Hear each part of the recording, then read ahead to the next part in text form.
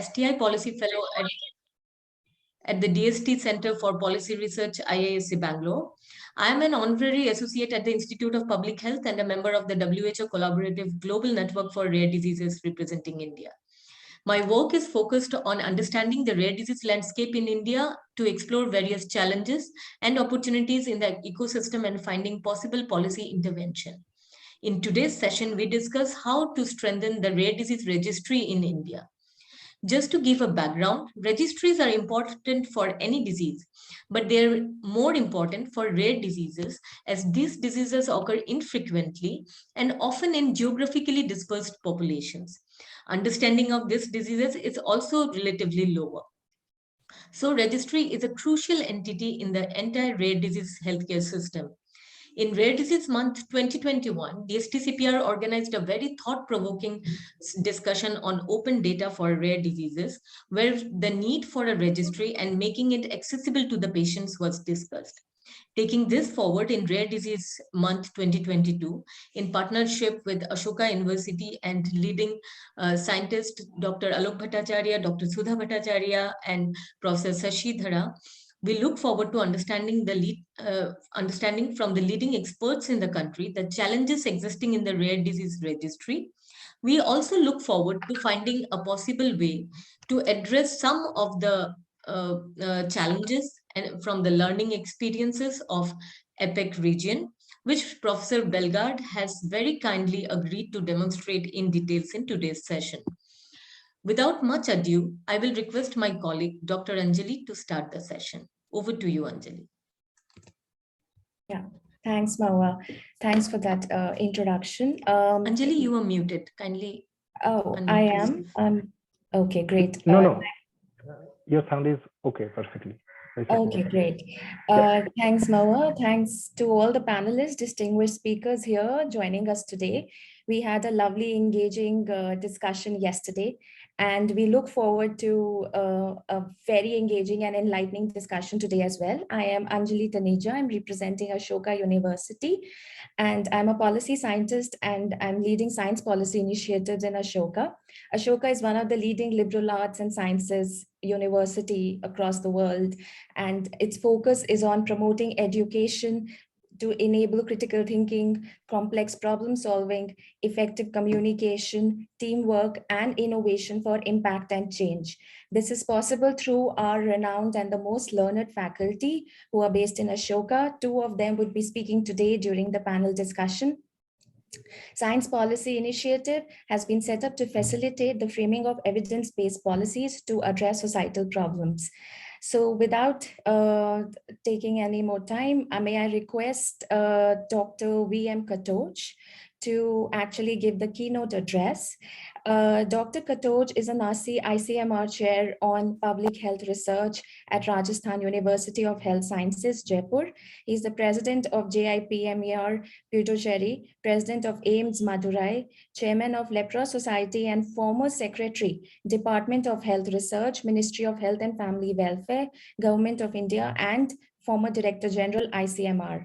He is the recipient of various national and international awards, as well as fellow of all National Science Academy of the country, National Academy of Sciences, fellow of National Academy of Medical Sciences, fellow of Academy of Sciences, Bangalore, and fellow of Indian Academy of Sciences. So, sir, over to you. Thank you for joining us today. Thank you, Dr. Anjali. Well, I first start greeting everybody. And, first complimenting, actually the centers which are organizing this webinar, this discussion, the DST Center at Institute of Science, then I think there are the Society for Policy Initiatives at Ashoka University, Center for Society and Policy, Rare Disease Organization. I think these are the one I saw on the head, the letterhead. I greet all of you because the partnership is the key. Then I again greet, the learned participants, Professor Matthew, Professor Bhattacharya, both Bhattacharya, Professor Alok and Professor Sudha Bhattacharya, Dr. Deepa, and my colleague, I am saying the last one because she's the most important because in terms of, what will happen at ICMR and what's going to happen, but has started already happening at ICMR, Dr. Reeta Rasaily. I don't find Dr. Shishidharas, I didn't find him as a speaker, a participant, but Mahua named him. I know also him that I greet him also as well. Of course, the three conveners, Dr. Mahua, Dr. Anjali, and Dr. Pragya, because these are the people who are steering the efforts. They are important not only for today, but for tomorrow also, because it's a long journey, very, very long journey. No, see the entering into this entire, I'll say the movement is just exact 13 years back actually. When the two colleagues now, the Sandeep Sahni and Himanshu from the Gym at that time, because they were helping the patients of the lysosomal storage diseases by the enzyme replacement therapy from their company side, some people, and they were galvanizing the effort. So they wanted me to see the patients, the people, affected people, and that actually day I never forget actually, because when I saw their sufferings, that I think that changed the whole complex. Because even as a medical man, I had never seen so many people getting affected that way. And around the same time, Professor Sudhir Gupta, our Indian colleague senior settled in US, but very much Indian. I think he travels to India about half a dozen times every year. He wanted to initiate on the primary immunodeficiency diseases, PIDs. Then I started learning about that quickly, because I was a first founder secretary, and of course, as a director general, as a long list of my previous senior people. But we wanted to set up something because the new department dealt with the policy, dealt with the states, dealt with the people, whereas the ICMR continues to deal with the science. So one was the food and another was the body actually. That's so I was trying to find what are the goals for the people, what will benefit people. But then this became an emotional journey for me, we're getting involved, seeing the suffering, and they're seeing them struggling, then start following everything. And in that process, several things came to my mind. What was driving? The driver were the court rulings. Some good judges in the courts, whether Delhi High Court, later in the Karnataka High Court, and other places. They understood, what's required by the people. People are not getting their rights, as everybody knows that actually.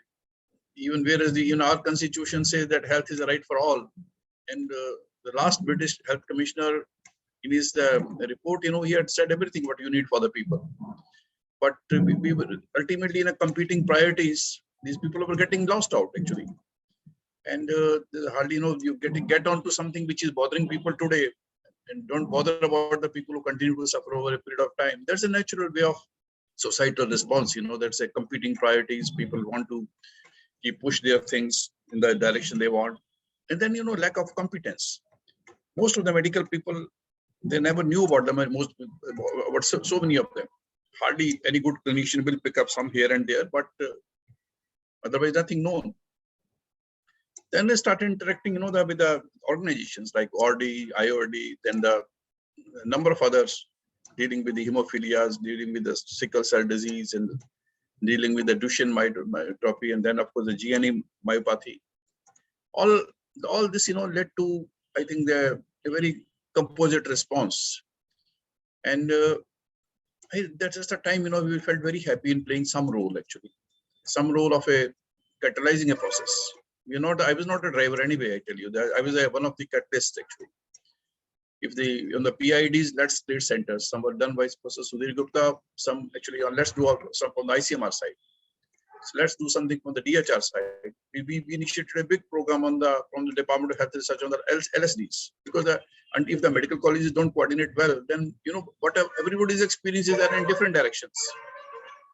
So this scene, when I say started building from court rulings, then they are affected people's societies, their interest groups, they're playing a part. Then even the company playing a part. Then actually the court rulings. Then the professions started getting together actually.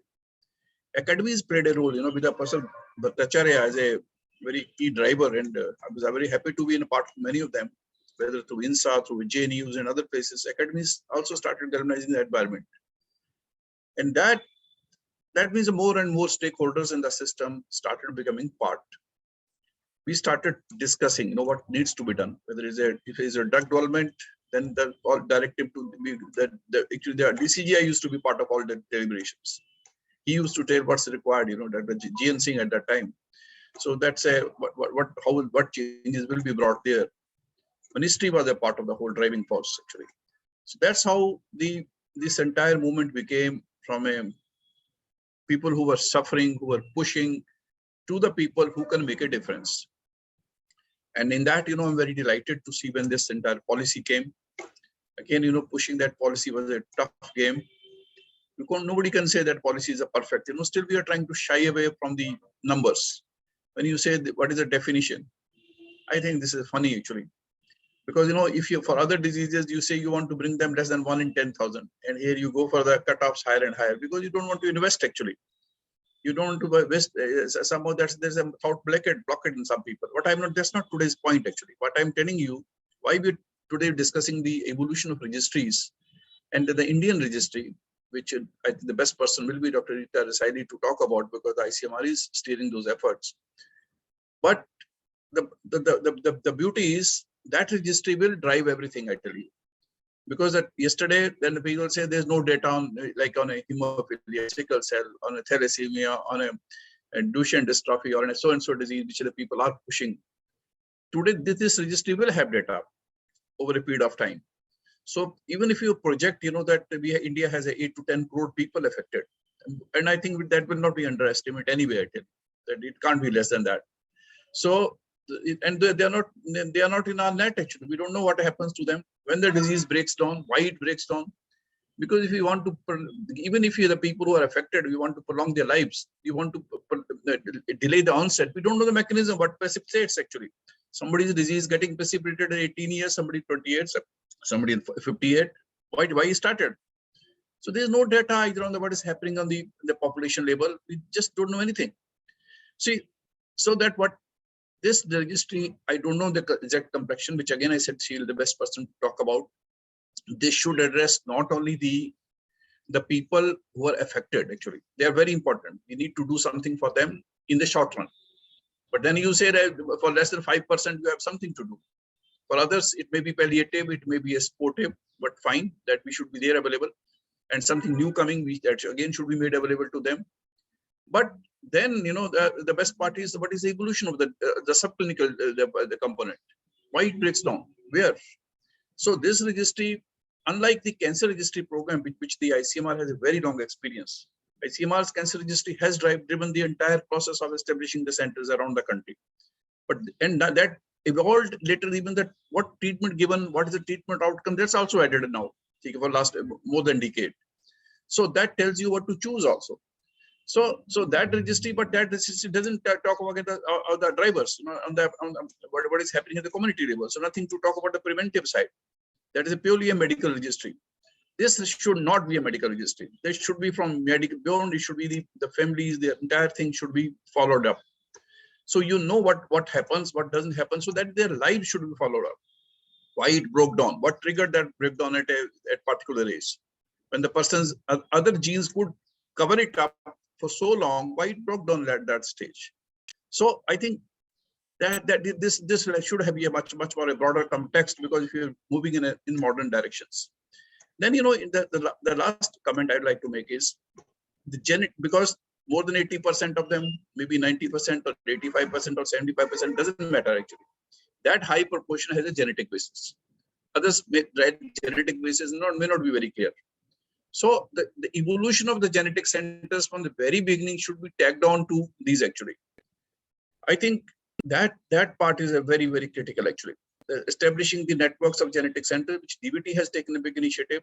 We wanted to do an ICMR. I think ICMR again would have done something after that. I have not followed that at ICMR level, but see the science agencies in general coming together. They're making a pool of money for genetic centers also. Something may be done by DST, something may be done by CSIR, something may be done by the ICMR. And ICMR is a part of Department of Health as such, so it can have official centers through the government systems in the states. Then the DBTs have already played a part. I think these all coming as a common pool. Then they should be linked to the registry from the very beginning. So that means this entering into registry should not be option. Why I'm giving this example? This is a very last comment, which is why if you don't feel very happy about.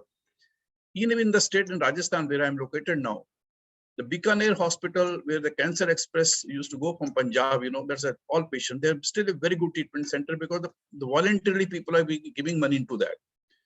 But they are not a part of a registry, actually. We could not persuade them.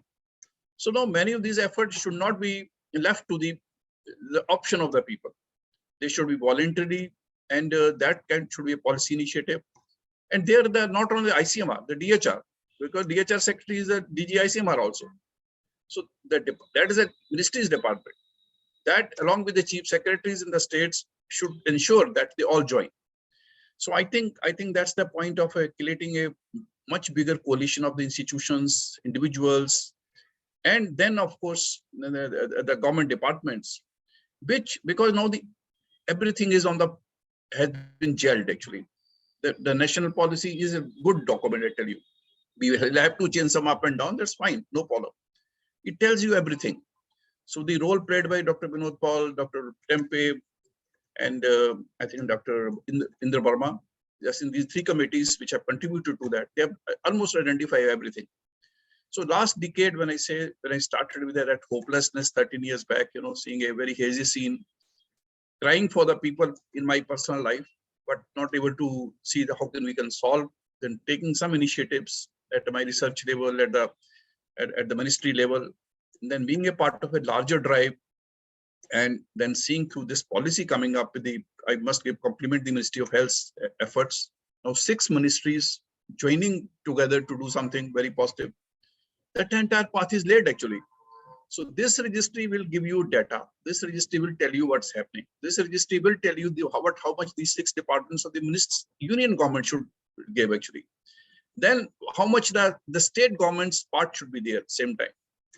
That all should be driven by tomorrow by the registry, which I'm very sure the ICMR will steer, because despite all the issues which may be with the functioning of ICMR, because as the ICMR chief I used to be very bitter about my own organization, because I used to see those old age problems. He's a 110-year-old man and you want to change it, he or she will not change so easily.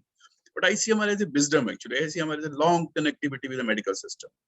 ICMR has a very important role in galvanizing the medical research here, playing a pivotal role. So this registry tomorrow should be a speaking registry to every stakeholder, every policymaker, every court who want to intervene, because the court interventions may be required in the time.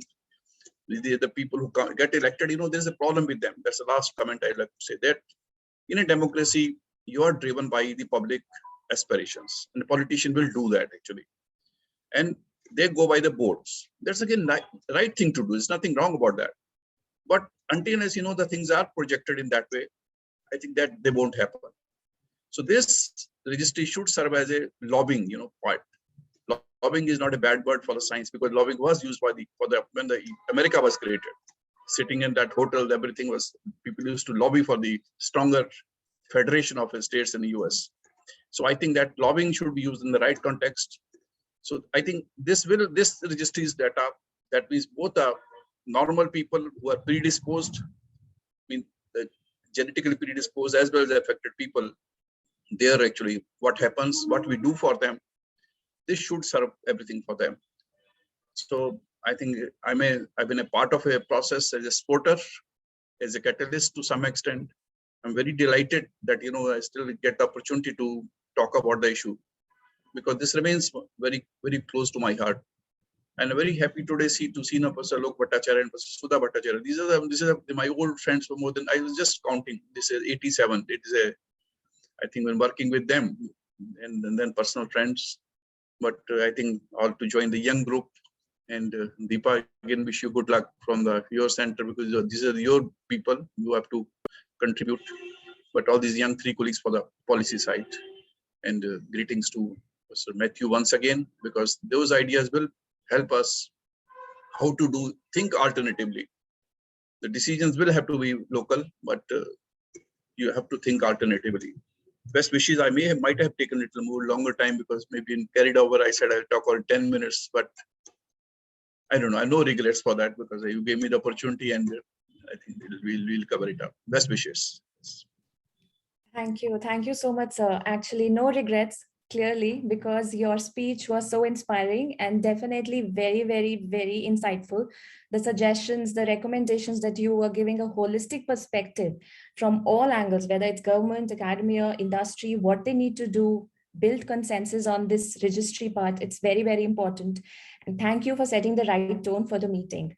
Um, Thank you. So unfortunately, Dr. Akhilesh Gupta, who's the senior advisor and with the Ministry of Science and Technology, Department of Science and Technology, was unable to join us for the welcome address due to a last minute pressing engagement.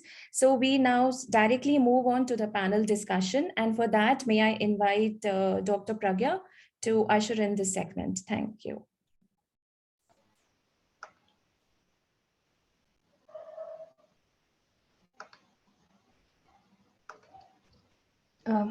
Thank you, Anjali. That was a very nice start to the session. So thank you, Dr. V.M. Katoch, for actually setting up the entire context. So that was a very insightful talk. I am Dr. Pragya Chaube from DST CPR IISc Bangalore, and I work along with Dr. Mahua on how to extend public health to rare diseases. So now we will move on to the next session, which is the panel discussion. And I will just give a very quick overview of the entire setup of the entire agenda to the attendees. So in this session, we will have talks by our esteemed panelists, for which joining us today are Professor Matthew Belgard from Queensland University of Technology, Dr. Reeta Rasaily from ICMR, Professor Alok Bhattacharya and Dr. Sudha Bhattacharya from Ashoka University, and Dr. Deepa Bhat from JSS Medical College.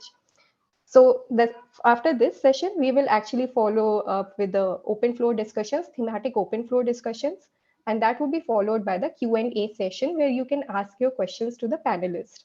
For this, we would request all the participants to kindly put your questions in the chat box and we will read them out during the Q&A session. And while putting your questions, please do mention a little bit about yourself and also who your questions are directed towards to. So now that we have all these housekeeping rules and everything out of the way, now we can actually just jump into the session. So the very first speaker for today's session is Dr. Reeta Rasaily, former scientist G, ICMR, and Program Officer for Rare Disease Registry. She has more than 30 years of research experience in neonatal and perinatal health, child and adolescent health, research coordination, and management of large multi-center trials. She has been instrumental in initiating National Rare Disease Registry. So I would like to welcome now Dr. Reeta Rasaily. Please take the floor. Thank you. Thank you, Pragya. Thank you, all the organizers team and the esteemed panelists and my own mentor and our former head of the organization, Dr. Katoch sir. He has been always very, very instrumental in all the initiatives that are of prime national importance, whether it is from the personal patient's point of view or it's at national level. He has been always supportive and, all the scientists at ICMR, and he has really set the tone of this, webinar so well that he has touched all the key elements of rare disease registry that is needed in the country today. I'm really thankful to sir and all the organizers for this webinar today, and especially Dr. Katoch for setting the tone, which really touches upon the key points that are to be discussed on today's webinar. As Dr. Katoch said, and the field of rare disease is really complex, which we all know and has been reminded to us by him today. And it's so heterogeneous. Yes, obviously, we need to address all of this thing, but we are just starting now. When we look at the patients of suffering from rare disease, I don't think anybody, will not be touched and will not have the feeling to do anything for such patient. But we are again bound with certain restrictions. And how do we overcome all those restrictions so that we can help all of them? And this is again so important for us, that if we have to meet our sustainable development goal, we can't leave anybody behind. And also, we need to improve the coverage of services to all segment of population.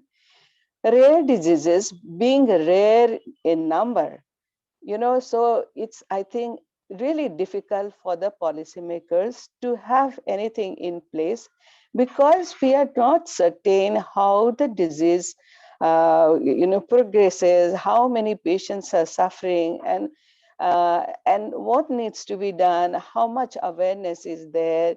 We all know that forget about the community, even at the among the medical fraternity, the awareness is very poor.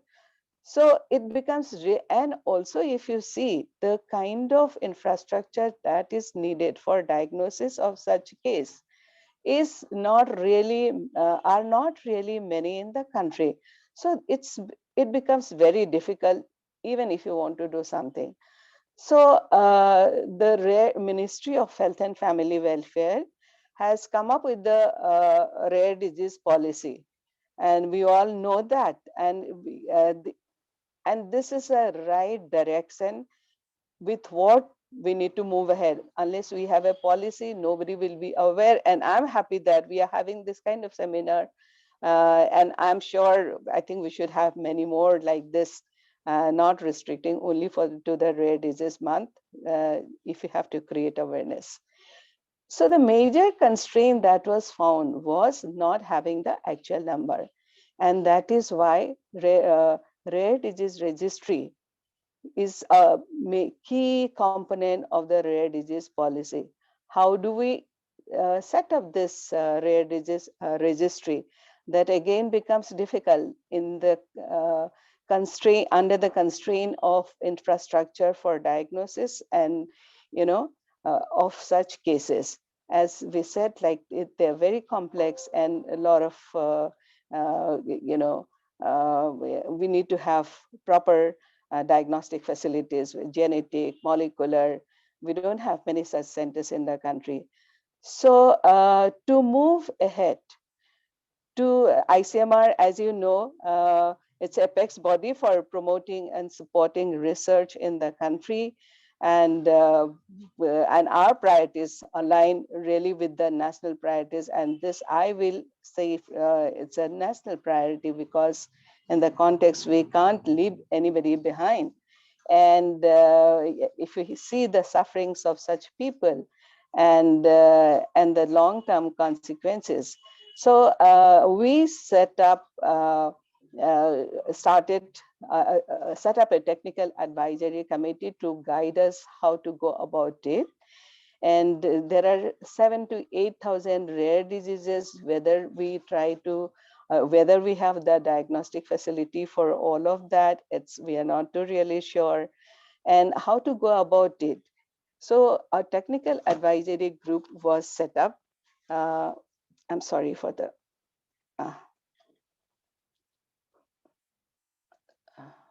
yeah, a technical advisory group was set up by us at the ICMR. And then we were thinking which disorders to be selected for the registry. 7,000-8,000 rare diseases, it's simply not possible. So we discussed on that, and then in the first phase, we thought we will consider those diseases at least which are amenable to treatment, and at least for which the treatment facilities are available. So we, in consultation with the technical advisory group, we have identified 6 disease conditions, that is like on lysosomal storage disease, small molecular IEMs, skeletal dysplasia, primary immune deficiencies, and other inherited disorders like hematological disorders and neuromuscular disorders.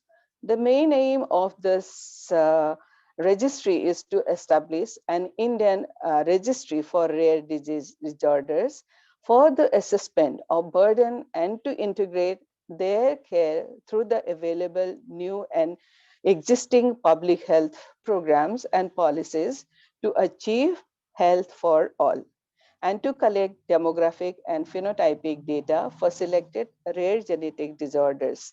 It's laboratory and clinical as well.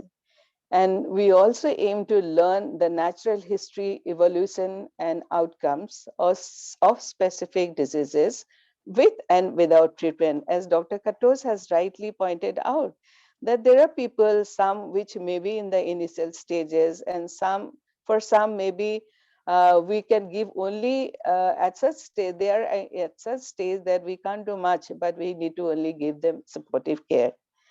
And also we like to, there is so much to do, so much to know, and we need to also support research on genetic, molecular, and physiological basis of rare diseases, and also establish a patient base for evaluating drugs, medical devices, and often products, and also connect affected families, patients, and the clinicians. So in view of lack of diagnostic facilities at all levels, we propose this as a multi-center hospital-based study. Even if it is, even in the hospitals, not all hospitals are having diagnostic facilities. We had in fact launched rare disease portal in 2017, and we had made provision for people to register in the portal. But since there were since there were no registrations coming voluntarily on the website, right? So we had to, in fact, invite letter of intent to those who are interested in contributing to the registry, right? And so we have invited letter of intent, hospital consultants caring for such patients with aforementioned conditions were invited to join, and because we have to enroll after diagnosis is confirmed, after obtaining the consent of the families and the patients, and data is being collected prospectively, and sociodemographic details, clinical profile, anthropometric, and laboratory measurements, treatment details, all that data is being collected and data entry is being done online. So, so we had actually shortlisted criteria for enrolling such centers. So there has to be one, some number of cases coming to that center. We have fixed that number, and availability of clinical geneticists and interested pediatricians have to be there in those facilities, and also availability of basic diagnostic and counseling facilities, because leaving the patient after diagnosis doesn't make sense. We need to counsel such patients and their families also. So these are some of the criteria based on which the centers were selected. And also we identified some centers as nodal centers. And these nodal centers were responsible for creating different disease-based forms, finalizing the tools, etc. And then a data entry portal was then developed by ICMR, our own IT team. And it's actually online web-based portal. And so far we have 22 centers participating in the registry, and 7 designated centers designated as nodal centers. They're doing the quality assurance and quality control aspect, because we need to be really sure that these cases are truly the rare disease cases.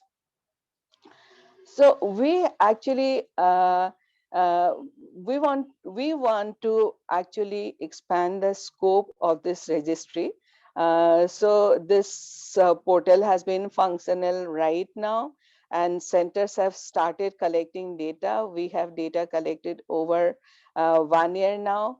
And since till I superannuated, we had data of more than 4,000 rare disease patients.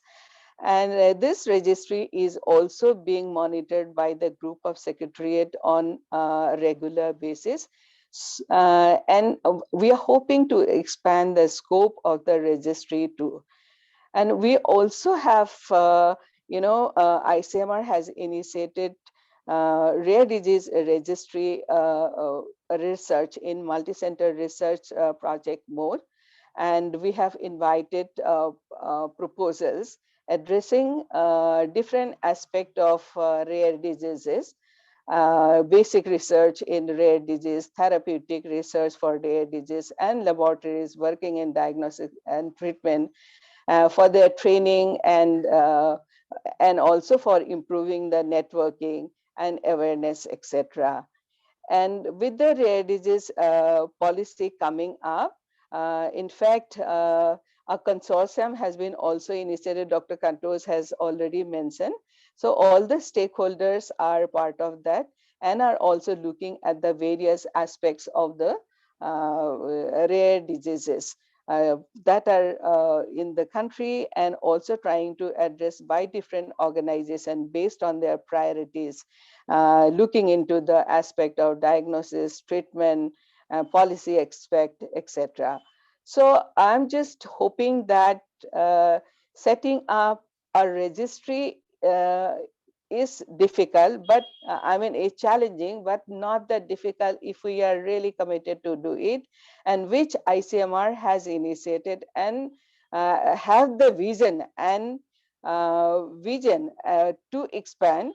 And I'm sure with this registry, we'll be able to provide very valuable information for the policymakers to plan for the management of such cases, whether it is clinical diagnosis and also for the treatment and long-term follow-up, and the requirement of treatment, requirement of new drug, requirement of trials, etc., and clinical trials, etc. And this is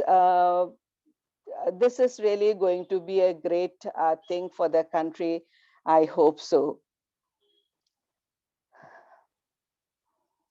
Yeah, this is what I wanted to say about the registry. I'll be happy to answer any question that the delegates have, or for that matter, any other panelists do, with regard to the registry. Thank you, Dr. Reeta Rasaily. That was a very insightful talk, and thank you for walking us through the entire process of setting up the registry and all the problems and the technical and infrastructure issues that you have mentioned. I'm sure a lot of people would actually have a lot of questions for you at the end. So we will take up the questions at the end. So this is again a reminder to all the attendees and all the participants. If you have any questions for Dr. Reeta Rasaily, please put them in the Q&A panel. We will take them up at the end. So with this, we can now move on to the second speaker of the day, which is Professor Sudha Bhattacharya. Professor Sudha Bhattacharya is INSA Senior Scientist at Ashoka University. She was formerly Professor of Molecular Biology at the School of Environmental Sciences, Jawaharlal Nehru University, New Delhi. Her area of interest is gene expression and genome organization. Her lab made seminal contributions to understanding the genomic organization of the human parasite, entamoeba. Professor Bhattacharya can probably tell more about that. Professor Bhattacharya is a fellow of Indian Academy of Sciences, Bengaluru, Indian National Science Academy, New Delhi, and National Academy of Sciences, Allahabad. She was a recipient of J.C. Bose National Fellowship. She has served in various committees of Government of India and the Science Academies. Very honored to have you here with us, Dr. Sudha Bhattacharya. Please take the floor. Thank you very much, Pragya, for a nice introduction. And I'd like to first thank Mahua and Anjali for making me part of this panel discussion. I'm really grateful because as I was saying, that it's also a learning experience for me, since all my life I've been working on actually molecular biology of a parasite. But now after my superannuation, I've jumped fully into the rare disease space. And it's fortunate that I joined Ashoka University. And when I joined, I already found Anjali Taneja is there, and she's interested in policy decisions for rare disease. So it was very fortunate.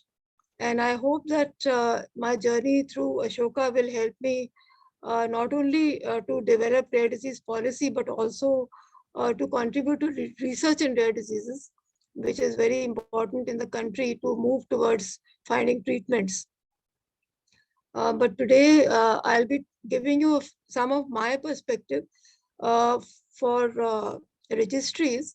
And basically today I'll be speaking like a patient group, because after my daughter was diagnosed with GNE myopathy, we have founded World Without GNE Myopathy, which is a patient group, and it is run by and for patients of GNE myopathy and of course other myopathies and muscular dystrophies also. So today I like to give you the perspective from a patient group about registries. So can I have the next slide? Okay, I can move it. Okay. So from a patient group perspective, what I would like to say is that every rare disease does need to have a registry. I do understand, that it's not very simple to do it. But what we find is that, for rare diseases, the amount of information is really small. There's hardly any research going on. Diagnostics is an issue. So overall, we have really a lack of knowledge. And registries actually, for some of the rare diseases, are actually maybe the main source of information and knowledge. So it's like if a registry is created for a rare disease, it sort of helps it to build the knowledge base for that disease. So typically registries contain the demographic information and clinical data of patients, and they also contain the experiences of patients from the patient perspectives, what their needs are, what their priorities are. So building a registry helps also to bring together the patient community and to link them up with clinicians, researchers, and finally with industry for drug development. It's a two-way process. Patients are benefited because they can come closer to the clinicians and to other stakeholders. And the researchers and clinicians are also benefited because they learn about patient experience very readily through a registry. Finally, the industry is benefited because they have information about the endpoints of disease and about natural history. So overall, it's a win-win situation for patients of rare diseases to have a registry working for their disease.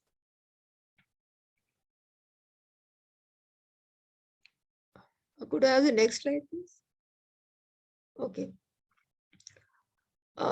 Now, what I find is when I look at registries which are being made abroad, that many successful registries are actually led by patient groups. So this is a trend which hasn't, I don't think it has really taken off much in India, but I think we could look into it, because patient groups are really very nicely positioned to be able to help in making a registry, because the leaders in the patient groups already have the trust of patients. When a registry is going to be made, patients are required to give data, and in the process they expect that they would be partners in the process, and that partnership becomes important to communicate with patients over a long-term basis. And this is where the patient groups, because they already have the rapport with all the patients in their group, they can help in communication with patients and to forge a long-term interest of patients, so that the dropout is not.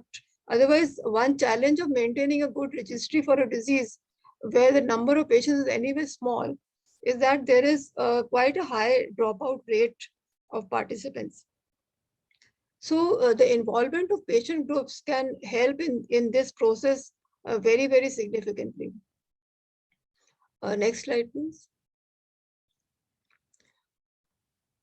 Now, making a registry is a whole lot of effort. It's not a simple thing, because you need to approach the whole patient base, and then it has to be the diagnosis has to be correct, etc. You have to be sure that this is the patients that you're dealing with are belonging to that particular rare disease. So, but once you decide to put in the effort to make a registry, it is important to do it in a way that you can leverage and gain the maximum possible information. So therefore, proper planning to make a registry is very important. And for planning in a way that you can get maximum information, it's important to rope in who are the end users of the registry. The end users will be the clinicians, the researchers, and industry. And they should be taken on board right from the beginning when a registry is going to be started, so that whatever are their concerns, what they are expecting to know from the registry, those questions can be included right from the beginning. And what I found is that a lot of very good registries abroad, they have advisory boards. And these advisory boards guide the group on how to build the registry, how to set it up. And these boards should have representatives from all the end users, that is the clinicians, researchers, industry, and also from regulatory bodies. Because after you've gathered the data, if you find that there are some questions which the regulatory bodies have for you, and that stalls your progress. So it's good to have those also known and include that also in the registry right from the beginning. Next slide, please. Now, so registries have their own aims, and a registry can be made for different purposes. So here I would like to say that for rare diseases, or for that matter for any disease, for the patient, what they're looking for is a treatment. They really want something which will help them ameliorate their problems, at least to improve their quality of life. So some kind of treatment is what they're looking for. So if a registry stops at only cataloging the information about the disease, it's not sufficient for the patient. So therefore, natural history studies should be an integral part of registries so that they can help in later drug development process. We know that a lot of rare diseases are very slowly progressing diseases. So to understand the progression of disease is not very simple, because it takes a long time. And there is a huge variation from patient to patient that how the disease progresses. So a longitudinal study of disease progression in a quantitative manner would be really good while the registry is being made. Then it gives you a very objective measure which helps later on in clinical trials to understand whether a drug has actually worked or not. So instead of waiting for a drug to actually come up and then start this process, it's better to start this process of natural history and studying the progression right from the start, because we know, as I said, they're slowly progressing, many of them. And to understand this, to gather this natural history data can take a few years. It can take 4 or 5 years of time, because the number of patients is also small. So to recruit that many patients takes time. So therefore, it's a good idea that when registries are going to be initiated, the natural history can also be a part of it right from the beginning. And as I said, they should also include information required by regulators. Next slide, please. Another important aspect when we are making registries is that if we can link them up with biobanks or biorepositories. So as Professor Katoch had said that, now the space is opening up for rare disease. We are getting, more and more people becoming aware of it and wanting to work in it. So the number of researchers, the number of doctors who are going to work in rare diseases is increasing in India and is going to increase. So whenever we want to do good research, we need samples from patients. And for that, if we have biobanks, it will be really helpful to promote research. But when you are making a biobank, it's good to connect it with a registry so that the researcher knows that from where the sample is coming, what was the history of that sample. So it is a good idea for us to think about it, that how we can link registries with biobanks at right in the beginning. Next slide, please. So what can be the roles of government in this process? Now with 7,000 rare diseases known, it is really not possible for government to make registries for all of them. So that's what Dr. Reeta told us, that you have to prioritize, and maybe you first go for diseases where at least some treatment is available and where diagnostics are available and so on. But what I'm proposing here is that, like say the disease GNU myopathy, for which a treatment is not there so far, but diagnostics, thanks to the DNA diagnostic facilities all over the country, diagnostics has become somewhat easier to do, and we are getting a lot of patients. We are able to detect a lot of patients. So here, what I feel is that the patient groups can help the government. So let the patient groups be trained how to make a registry, and the government could play an advisory role to provide the expert guidance, consultation to groups who are willing to take on the job of making a registry. But the job of hosting, managing, and maintaining the server where the data will be stored, that has to be done by the government. And for that, the funding has to be there because the data storage is extremely important, and it has confidentiality issues, etc. So that's where government support is required. Next slide, please. Now, this is an issue that, most rare diseases, the number of patients is very small. And the number of patients in India, like if we start today to make a registry, we will not have that large a number of patients. And we are already a little lagging behind, because in the rest of the world, in some countries, registries are already well developed. So it may be good for us to share data with global registries of the same disease, to consult with people who are already experts in it, and to share the registry questions that they have, which can help us to standardize our registries with the global registries that already exist in that disease. Next slide, please. Okay, so these are the main points that I had to place. So just to sum up, I have proposed that patient groups actually are well placed to initiate registries in their particular disease. They are not experts, so they need guidance. And this is where the government can help. To obtain maximum benefit from a registry, one should factor in the needs for drug discovery right from the beginning, even when a drug is not in sight, so that for the same effort, we can get much more information, which can be useful later on for drug discovery. And the government should play a facilitating and advisory role, and should bear the technical cost for hosting and maintaining the platform for storage of data. So these are the points that I wanted to put across, and I'll be very happy to discuss later on with all the participants. Thank you. Thank you, Dr. Sudha Bhattacharya. That was a very comprehensive talk, and you have touched upon a lot of topics, like about how we can actually implement the registry and what we can do. And very importantly, you have actually stressed on the role of, you brought out a patient's perspective and what patient advocacy groups can do in this particular regard. So thank you for that very comprehensive talk. And now we can actually move on to our next speaker, Dr. Deepa Bhat. She is a level 2 genetic counselor at Center for Medical Genomics and Counseling, Department of Medical Genetics at JSS Medical College and Hospital, Mysore.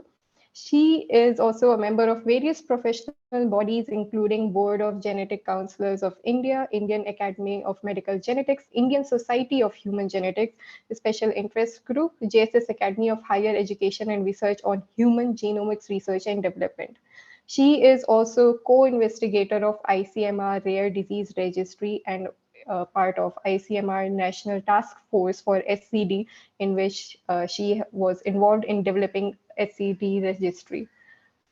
So, Professor Deepa Bhat, Dr. Deepa Bhat, sorry, please take over. At the outset, good morning, one and all. And I thank the organizing team for giving the opportunity to be a part of this esteemed group which is, I can see so many experienced experts who are into this field from a very long time. I'm just, I can say I'm still in the neonatal period here, but definitely I assure that under your mentorship and guidance, I will also take the onus or the responsibility of taking this holy initiative forward. So to introduce myself, I'm an anatomist. Basically, my degree is where I work in the extreme, cutting the cadavers which do not have emotions. And 2 days I work in the pediatrics department as a genetic counselor, addressing the psychosocial issues and also helping to have a better quality of life for the rare disease patients who are detected to have these genetic disorders. So in 2017, when this of rare disease initiative was started, I had a thought of initiating this because my main concern here is to bridge the gap between the metro centers, that is APEC centers where the medical genetics departments are located, and the end users. With this intent, we established, with the help of ORDI, a rare disease care coordination center, and we developed a model called comprehensive rare disease care model, where the primary healthcare physician and a specialist would be bridged with the higher specialist center by addressing the different concerns. For example, screening of the diseases, referral whenever required, academic interest, awareness programs, as well as the suitable research options. So with this, we applied for a project, and I am really thankful to Dr. Reeta Rasaily, who has been pivotal in bringing this rare disease registry, for which we are one of the centers.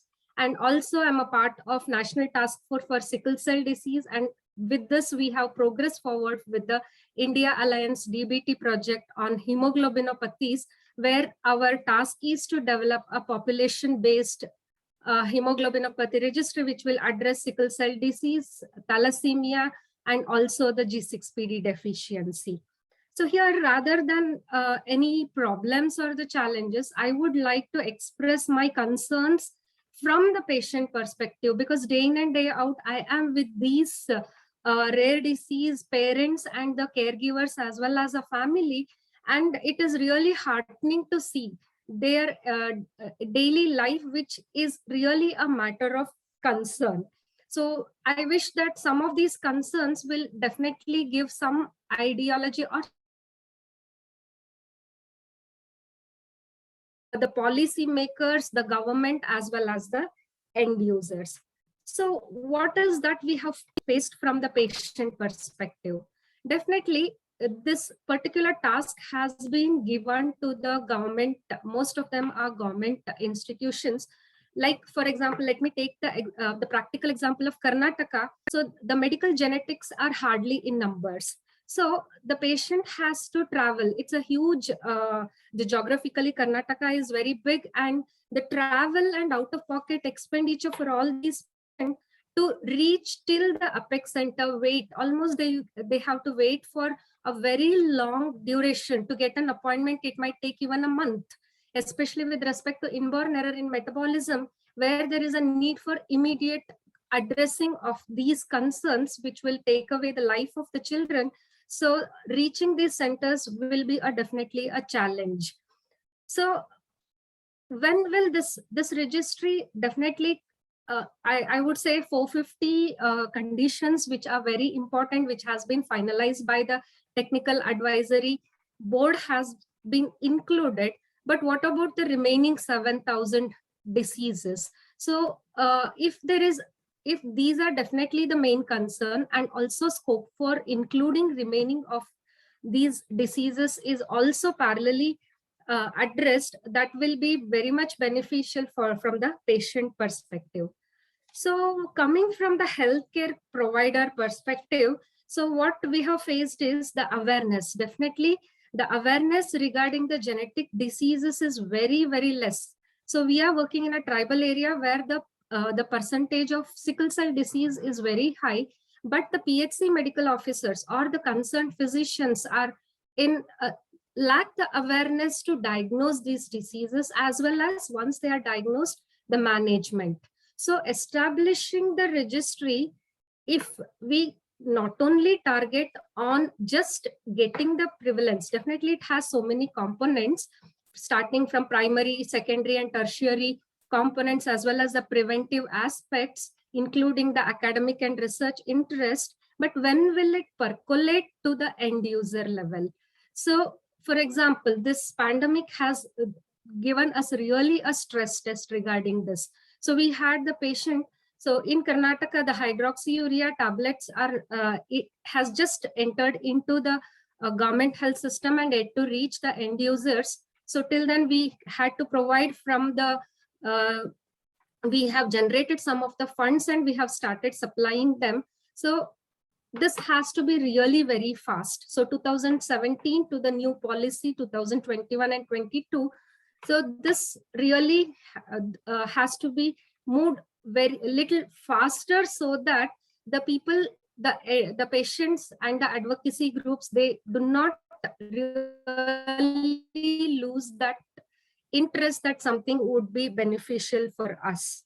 So as I said, awareness, many for the counseling, just by word of mouth, we are getting almost, I would say, in this, we have established this center 4.5 years back, and I have already counseled 2,500 families who were referred to as suspected genetic disorder, and 20% of them were confirmed to have a genetic disease. So definitely, this is just because of the awareness. With the help of ORDI, we have taken an initiative where we have spread the awareness in the special schools. We have spread the awareness in the youth, public, and the areas where the concentration of these diseases are very high. So definitely making a healthcare provider like a physician or a PHC officer or a medical officer or a specialist like pediatrician or a neurologist to understand when to refer. So this would be a main concern if we need to add numbers to the registry. So coming to the registry point of view, as I said, one aspect I would really wish that openness to add more, and everybody should be able to add the data to this. And how will we merge? There are so many parallelly running individual disease registries are there. We should be able to align them so that there is no duplication of the data or repeated catching up of these data. The reason being, so when we went to the field to with respect to the sickle cell disease, what happened was, especially with the primitive vulnerable tribal group, they had a notion that every other researcher comes, takes the blood and goes, "Are you drinking our blood?" So this was a practical end user concern which they had to face with respect to one disease. So I would really, I am even unable to imagine how much would be the extent for so many number of diseases when we start researching them on. And with respect to the ICMR registry, the main concern which I express is when we are gathering the data, the ownership of the data has become a biggest concern. So for which many of us, many times we have faced that we are not getting that data available to be entered into the system. So, and also I would say the restriction of number of centers compared to the burden of the disease, we should spread it further, and also helps to see that many of the physicians or the specialists are able to enter into this registry. And also alignment. So central schemes or policies are really doing a tremendous or a wonderful job.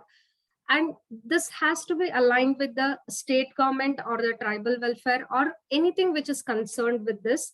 So, because I would rather say, if even the public-private partnership or something similar with the patient advocacy groups or the NGOs. So if this, which is also be a part of the system, then constraint in form of infrastructure or a budget or funding or bureaucracy affairs, all this could be addressed. So when all the efforts which are made towards a successful rare disease registry would be possible. And also with respect to the policy makers, so I would like to also express a concern that it's not only just entering into the registries, but also as an extension, how once diagnosed, how are we managing them? For example, let me take a case of DMD. So these are the patients who would require a regular physiotherapy, but the patients are very much unable to, because usually one of the parent would have lost his wages in order to take care, and this also is with respect to cerebral palsy children. So they would require physiotherapy facilities, but these facilities has to be decentralized. The branching tree model, if this is available, so parallelly, apart from entering the data in the registry, monitoring the clinical manifestation, providing them with parallel services in terms of, one example I have given is the physiotherapy, as well as many such more, providing a special foods, and also providing genetic counseling rather. So when we see the patient being diagnosed with a rare disease, they have a lot many psychosocial issues which they go through. The impact, many of the times I have had an experience where we saw that family has left the lady because the child is having the rare diseases. So just diagnosing would be, I as a counselor find it, and entering into the registry would be a very, very minute component. It is beyond even imagination that we have a long way to go in terms of monitoring their manifestation. As Madam rightly said, Sudha ma'am rightly said, the manifestations for a same disease is wide spectrum. Some may be very less affected, and some are very, very severely affected. And also there should be a stringent and a very, very clearly maintained policy regarding even the crowdfunding, who is going to benefit. There is no duplication of all these crowdfundings. Probably I would say a circular or the inclusion of still micro detailing about each one of them. I know everything cannot happen in one day. If all these concern, including the patients, a representative of them, an advisor from the patient advocacy group in this matter, who will give his concern with respect to the evolving or developing a wonderful registry, would be a practical leap that is possible. So apart from this, I would also express that we are really lagging behind. So we need to do it really very fast, so when will I get, for example, now another example I would like to say that we were in a process of getting a UDID card, which includes sickle cell disease and thalassemia as one of the 20 components which are recognized. But the awareness to the disability department, that who has to certify this, who is going to really do this, is really, the clarity doesn't exist. So if these components are also included in the registry component in the policy NPRD, then it will be giving end user impact, so that all those n number of efforts which has been made by the committee will become successful. So with this, I, being a representative who is with the center of today's and yesterday's webinar, that is the rare disease patient, express my concern towards the esteemed policymakers as well as the government to consider them and bring a fruitful or a beneficial outcome to these people. And once again, I thank the organizers for this wonderful opportunity to be with this knowledgeable audience. Thank you. Thank you, Dr. Deepa Bhat, for voicing out the perspectives of the healthcare providers and more importantly, of the patients. Since we are a little short on time, I will quickly move on to our next speaker, Professor Matthew Belgard, who is currently the Director of E-Research at Queensland University of Technology and has attracted over $45 million in research funding, co-inventor of 5 full and 20 professional patents, and co-authored about 160 articles. He has led the design and development of digital health solutions for government, industry, and academia, addressing policy, privacy, consent issues across multiple jurisdictions. He is the chair of the APEC Rare Disease Network. And in 2018, the 21 APEC governments endorsed the APEC Rare Disease Action Plan to support the estimated 200 million individuals living with rare diseases within the APEC economies. So with this, looking forward to your talk, Professor Matthew. I'm sure we have a lot to learn from your experiences. Please take the floor. Thank you so much, Dr. Pragya. And thank you so much to DST, CPR and Ashoka University for the privilege to be a part of this forum, and just listening to the speakers, the panelists just before me really highlights the intent, the motivation, the insights and the experience that are all key elements, and certainly listening and watching the Q&A and the questions that are being asked. These are all relevant questions that need to be addressed, and the openness and candid sharing amongst key stakeholders, government, industry, patient advocacy groups, academia are so critical to be able to progress this, as the other panelists have highlighted, as fast as possible. There are so many people living with these devastating conditions, and if there's anything we can do to help work together, then very exciting. Just to put it into context, so I think about just over, as I was listening to the talks, over 11 years ago, that the West Australian Department of Health came to my Centre of Excellence at the time and said, can you please build me a registry, build us a registry, a clinical registry for Duchenne muscular dystrophy for Australia and New Zealand. So within 2 months, my team built one and deployed it. They launched it. And then they said, can you also build one for spinal muscular atrophy, myotonic dystrophy? So I just naively asked, how many diseases are we talking about? And so there was over 7,000. I had to sort of recalibrate and refactor how we approached this challenge, and sort of digital health dimensions that would support and enable the activity. So I'm just going to share my screen now and just make sure that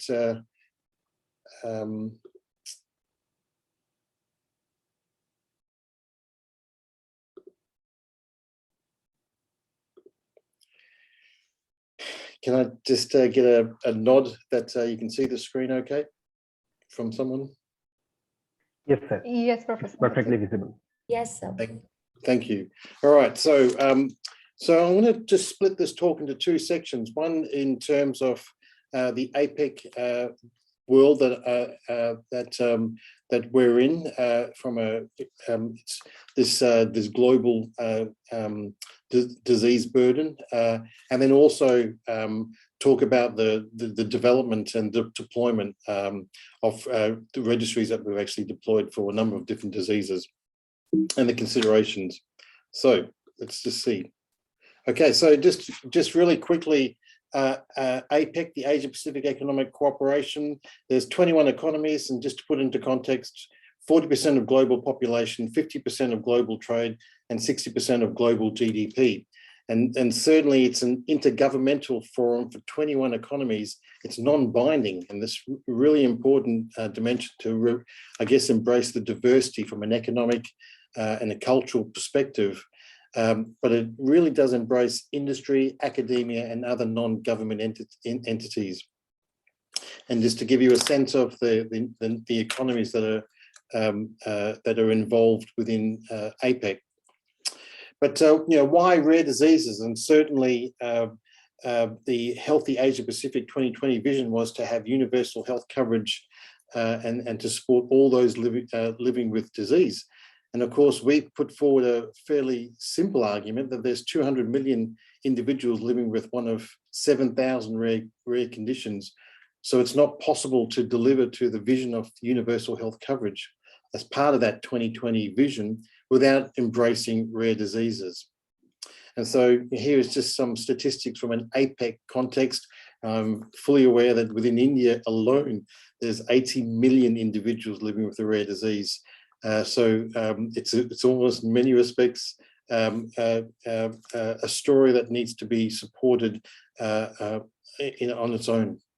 So the rare, and I guess our hypothesis is that rare diseases exposes gaps in the larger health system, and if we solve the challenges of rare diseases, we can certainly solve the broader problems in an economy's health system. And just listening to the previous panelists, there are a number of challenges that are being embraced either in a community, in a jurisdiction, in a district, in a state, at a country level, that cut across and transcend according to all the different diseases and the priorities that need to be made based on limited and finite resources. How do we do things effectively and efficiently as possible? And so certainly in 2018, rare diseases was acknowledged by the 21 governments. And so they really did welcome the establishment of the Rare Disease Network to develop an action plan.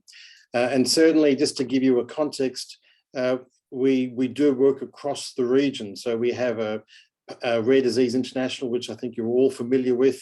Dr. Dahane Wong Rager, just an amazing sourse of energy to really drive rare diseases from a patient advocacy perspective. From Thailand, T-Cells, a government co-chair. We have an industry co-chair, Sanofi Genzyme, but they are representative of an industry coalition. When we do stakeholder engagements with countries, with economies, and governments, they don't want to just talk to one industry partner. We need to really work together.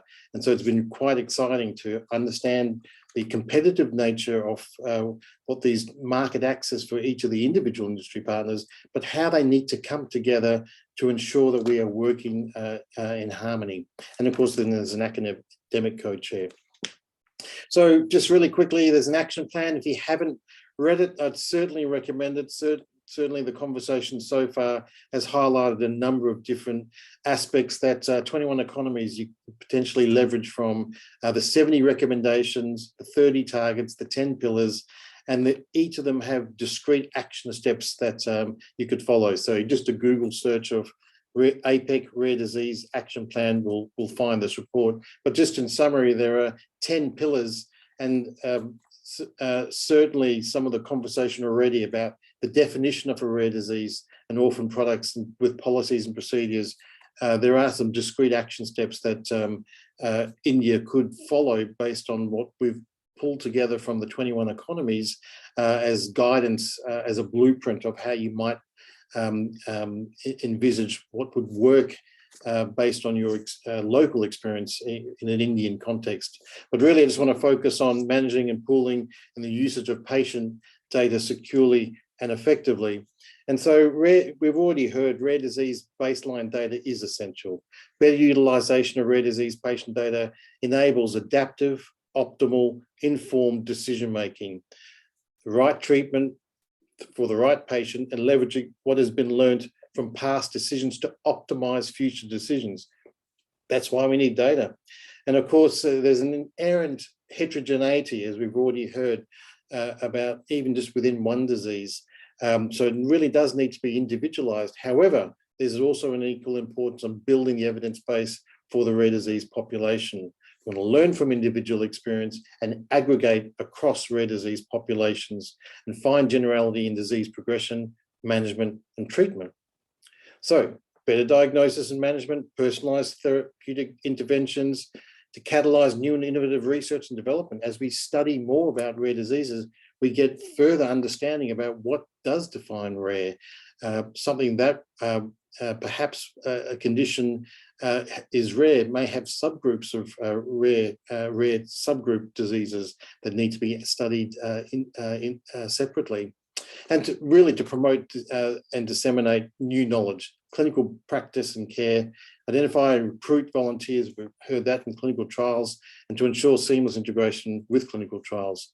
Okay, so that's the first part of the talk, and that's the APEC context. Really encourage you to have a look at the action plan and see how it may or may not be relevant in an Indian context.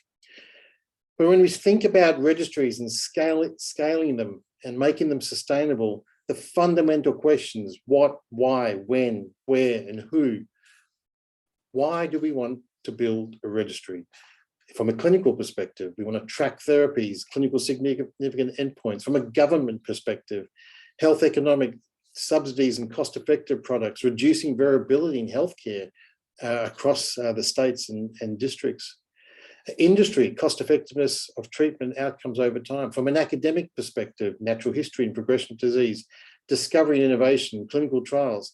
And from a patient advocacy perspective, quality of life and impact to families and carers. And so when you start looking at all these different end users, it becomes really important to understand, well, how do we build a registry to deliver to one or multiple needs? And so really I wanted you to sort of think about, at least from our experience and my 11-year journey, that registries should be considered as a dynamic platform that captures data and interrogates data. So there's a data governance piece that's absolutely critical. You can't think about data governance as an afterthought. There are registry timescales, and we've already heard that. Short-term, medium-term, long-term timeframes.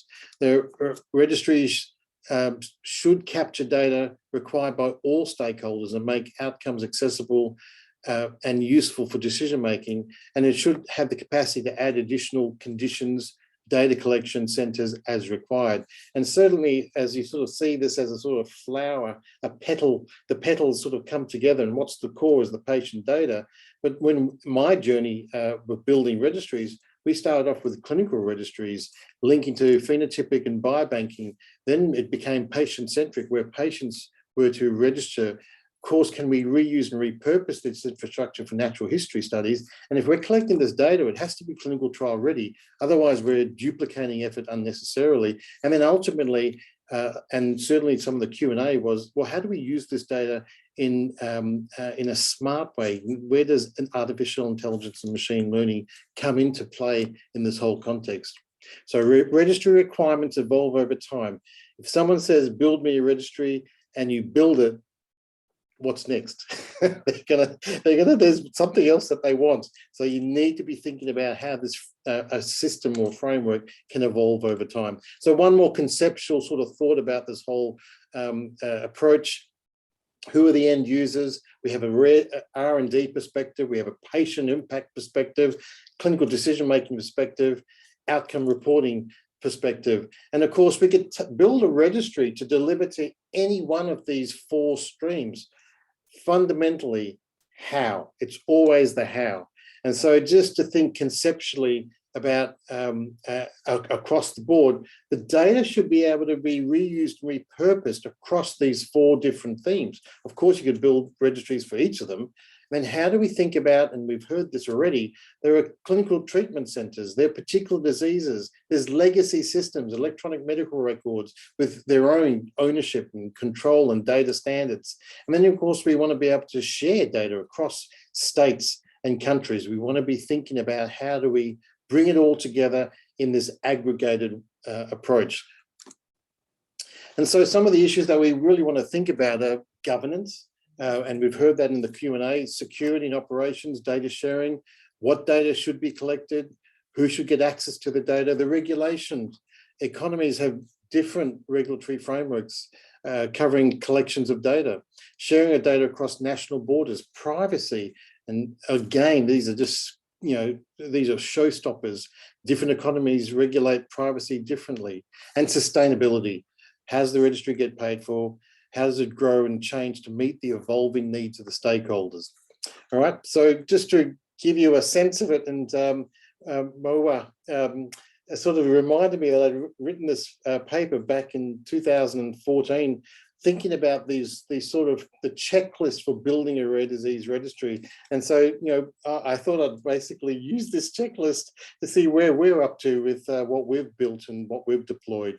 Well, we've got the trial ready registry framework. It's web-based, it's structured data in many different forms. It's cloud-based, runs in AWS. And as you all know, AWS is I think the second largest footprint of AWS globally outside of the US is in India. So there's some really some nice synergies there. Software development, API, import, export, open data standards. It's open source. And so it's free for academic use. And I think this becomes really quite fundamental of how we can reuse and repurpose, because there's a framework. You're not building a registry every single time by software development. You're using definition languages, and there's a GitHub to explore that. So I'm just going to go really quickly now and just give you some examples of, well, what does that actually look like in practice for particular diseases that we've deployed it for. And so it's patient-centric. So data collection, supports treatments and therapy and clinical trial research with comprehensive data sets. It's consumer-driven engagement. Designing for the rare disease community opens doors to digital health innovation. And this becomes really important, getting ideas from the community and stakeholders. And I'll give you some examples of that. And the e-consent, we've heard about privacy already. And perhaps it's something I haven't heard in the conversation already, the consent of individuals to use and share their data. And we've also got it in multiple languages. This one system can be just morphed into different languages. So to give you an example, this website, there's a front static web page. It's not really that static, but it is static in WordPress. And it can be the look and feel for, in this case, motor neuron disease, Australia, New Zealand registry. It's a clinical registry and a patient-reported outcome registry, all in one. So for us, this is the one that was just deployed most recently in September last year. It's rolled out to all clinics, neurological clinics across Australia, and that's 11 neurological clinics. And they're not just focused on motor neuron disease, even though this registry is for MND, it's for all progressive neurological disorders, both potentially for rare and non-rare conditions. So you can sort of start to see the scalability. The other one is Ageman Syndrome, and this is a rare condition affecting certainly children significantly. And this is a patient-reported outcome registry, and it's a global registry. And what you can do, for example, with this, the front end can actually talk to the registry and start to highlight some of the statistics that we've already heard from previous panelists of, where they're up to, what are the different treatments that are available. And this can be customized any way that you think about, the number of registrations and participants and active countries, publications, and you name it, you could add to whatever the statistics that you could pull out in a de-identified way that might be relevant to engage the community. And so there's a whole range of different forms within this environment. I'm not going to go into too much detail, but we're talking across, you've heard lysosomal, so Gaucher disease. We've talked about, we've built a registry for the 11 rare lipid disorders. So one registry to cover more than one disease, from cardiovascular, non-rare conditions, through to the neuromuscular disorders. There's a whole range of different systems. And the feedback from the community has allowed us to build these forms and these particular look and feel that is, I guess, like the collective. So this can be, as an open source platform, reused and repurposed. And we've already heard, there are two different dimensions. There's that current one-off answers and questions that you want to ask. And then there's the longitudinal over time comparisons. How do we actually do this in an open and transparent way? This becomes really important to get all stakeholders engaged, clinicians, patients, patient advocacy groups, and how that data is going to be used and repurposed.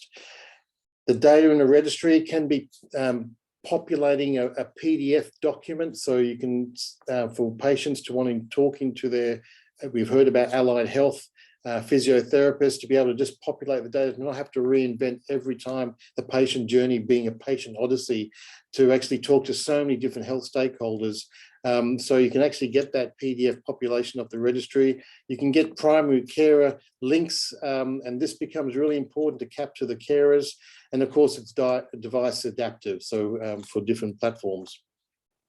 And I can't stress enough the importance of consent. So we've spent a lot of time with so many different disease groups to really hone in and customize that consent can be displayed in a number of different formats: inline text, downloadable PDF, embedded videos.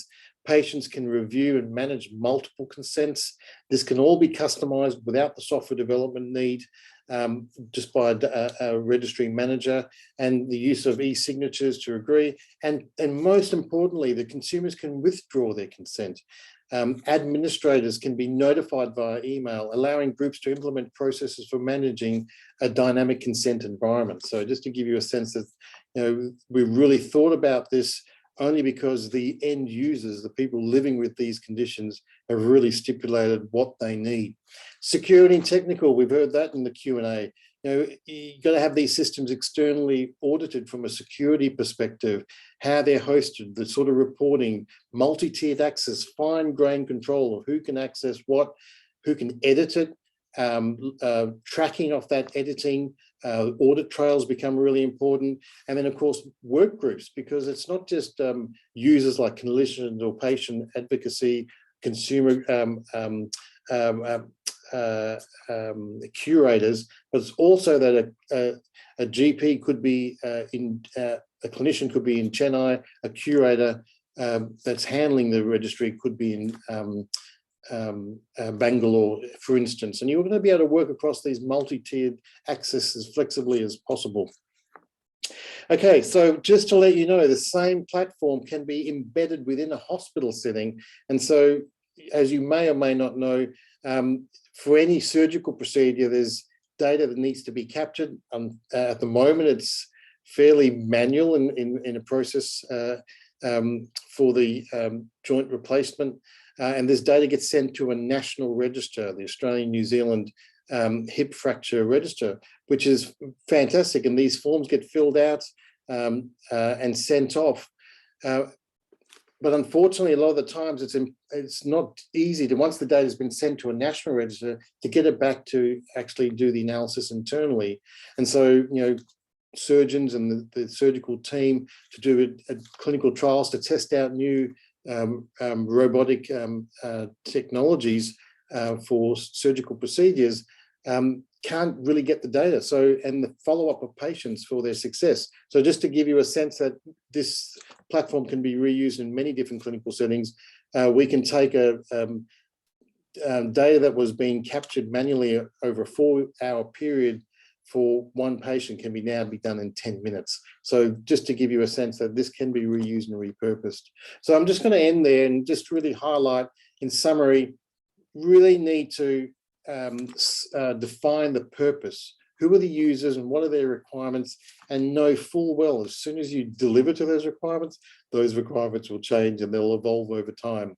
So getting the governance arrangements right, the roles and responsibilities, consumer consent needs. So there's consumer side, accessibility, sales pace. They need to be, patients, consumers need to really understand what they're signing up to, the ability to withdraw, to be customized, and to be, that consent is that gatekeeper. You can't do anything else in a registry unless that consent is signed off. And then, of course, the considerations, adherence to ethical guidelines and data protection laws, ease of use, participant accessibility, the literacy and preferences accessibility, level of comprehension of participants, maintaining security and privacy, and confirming participant identity, eligibility, training and guidance. Do the researchers that undertake research, do they know that they shouldn't exchange data without consent? These are just fundamental parts of good clinical practice that need to be embedded as part of a registry. And of course, the framework itself has to be able to be reusable in multiple care settings, given the diversity of diseases. Based upon our registry is based on a markup language. So you can export the markup language, import it, and then just, hey presto, have a new registry that can be then customized according to the different disease conditions. Flexible, support patient direct engagement, linked to other e-health solutions and talking to EHR, electronic health records and biobanks. The data to be clinical trial ready and to assist in navigating care and shared management plans. I'll stop there, so thank you. Thank you, Professor Belgard. A very engaging talk, and thank you for very quickly giving us this brief overview of the registry framework. And I am sure our panelists and participants have a lot to question you or discuss with you about that. So without wasting any further time, because we are a little pressing on time, I would quickly call my colleague, Dr. Mahua, to usher us into the next segment, which is the open floor discussion. Mahua, please take it. Thank you, Pragya. And thank you all the panelists for a wonderful, engaging session. So we got a very nice start for an open discussion session. We have the vision of the government from Dr. Katoch. Then we got a broad understanding of the constitution of the Rare Disease Registry by ICMR, which was presented by Dr. Reeta. Dr. Sudha gave a wonderful overview of the registry in India and presented the role of patient groups. And Dr. Deepa gave her perspective from a practical experience as a medical professional working on the ground. Then we had a detailed presentation by Professor Belgard on the strategies used in APEC region. And he also took us into a deep dive into various features of the rare disease registries that need to be considered while building a registry. So with that, we will move on to the open discussion session. To begin with, I would like to welcome a special panelist here, Professor Alok Bhattacharya, who will be joining us for this section. Professor Alok Bhattacharya is the head of Department Biology and Professor of Biology, Ashoka University. He is a recipient of Robert McNamara Fellowship, and he's which is given from a Rockefeller Biotechnology Career Development Award. He's also a Shanti Swarup Bhatnagar Prize awardee and G.C. Bose Fellowship, and is a fellow of Indian National Science Academy and Indian Academy of Sciences. He also served as one of the vice presidents of INSA. Following his PhD at Jawaharlal Nehru, India, he trained at NC National Cancer Institute and Harvard Medical School, USA. So he has spent a large part of independent career at Jawaharlal Nehru University, New Delhi, where his scientific interests were in the area of infectious biology, of parasitic pathogens and genomics. We are very glad to have you with us, Professor Bhattacharya. To start the open discussion session, I'd like to start from you. If you could kindly address the question on what do you think are the strategies presented by Professor Belgard that could help in strengthening rare diseases in India, the rare disease registry in India? So, so over to you, Professor. So I sort of just add before I answer that question. I would like to say that what we need to do is that looking at everything else, what we need to do it is that what should we do in India? I mean, what strategy to initiate the whole process in India, given the specific situation that we have? The situations are things like lack of digital records in the hospital, lack of record keeping, proper record keeping in many places. You try to go into many major hospitals in the country. You try to extract data of anyone, your own data 2 years back, you won't find it. You are supposed to have all those files with you. So given all this situation, we need to work out a strategy for India. There's also a problem of the fact that almost none of the diseases, we have a natural history study done. In fact, I'm surprised that the natural history study was really not even done for very common genetic disorders like sickle cell anemia. And as you know, that India has a variety of ethnic populations, and it is something that the disease progression may vary in different populations also. So that's one of the things. Given all this thing, we really need to figure it out. What is the best way to go for a registry, and as well as other things. Second point, that is that drug discovery is happening. Yesterday we heard that lots and hundreds of companies are coming out with various forms. That there are hundreds of molecules, systems, which are at different stages of clinical trial. Yesterday we also heard that. Hardly any in this country. And the problem of accessibility of this medicine is also an issue because the cost of these is. So we really need to worry about how we can actually make this in our country and make it accessible to our people. So all these issues are very complicated. Dr. Mathur actually pointed out a way to go about it. He discussed various resources that we have. The kind of help that they can provide us to do that, including the fact that there are forms that we can actually use to do it, the technical aspect of it. So that way it will be great to take their help, and already the infrastructure that they have built and the technology or the experience that they have in building that. The question is for us to worry about, and I think, and Dr. Katoch and others can say that ICMR and most of the government agencies give grants in India. And this is a point Dr. Mathur also pointed out, sustainability of this. The grants are given in India in 3-year period, maximum 5-year period. What happens after 3 years if the fund is not renewed? What happens to the this registry that you're building? What do you do if the money is not removed? So we need to worry about all these things given the reality in this country, and choose the right kind of technology that we have. And as pointed out by many, that we need to link this with drugs, accessibility, treatment, etc. to do that.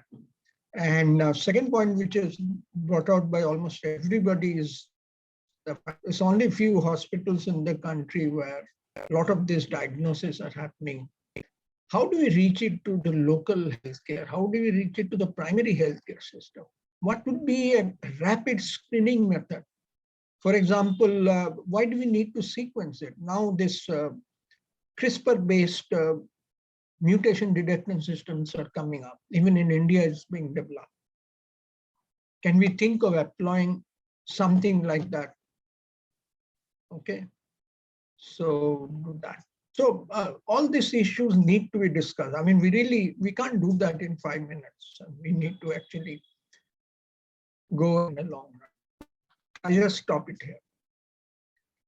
Thank you, Professor Bhattacharya. That was a very insightful points that you have brought out, and which needs, really deep dive into the problems, the challenges that, and some of them which are very unique to our healthcare system. It's just not rare diseases. Rare diseases are just part of the extensive healthcare system. So it's exactly, we have to start the dialogue in that line.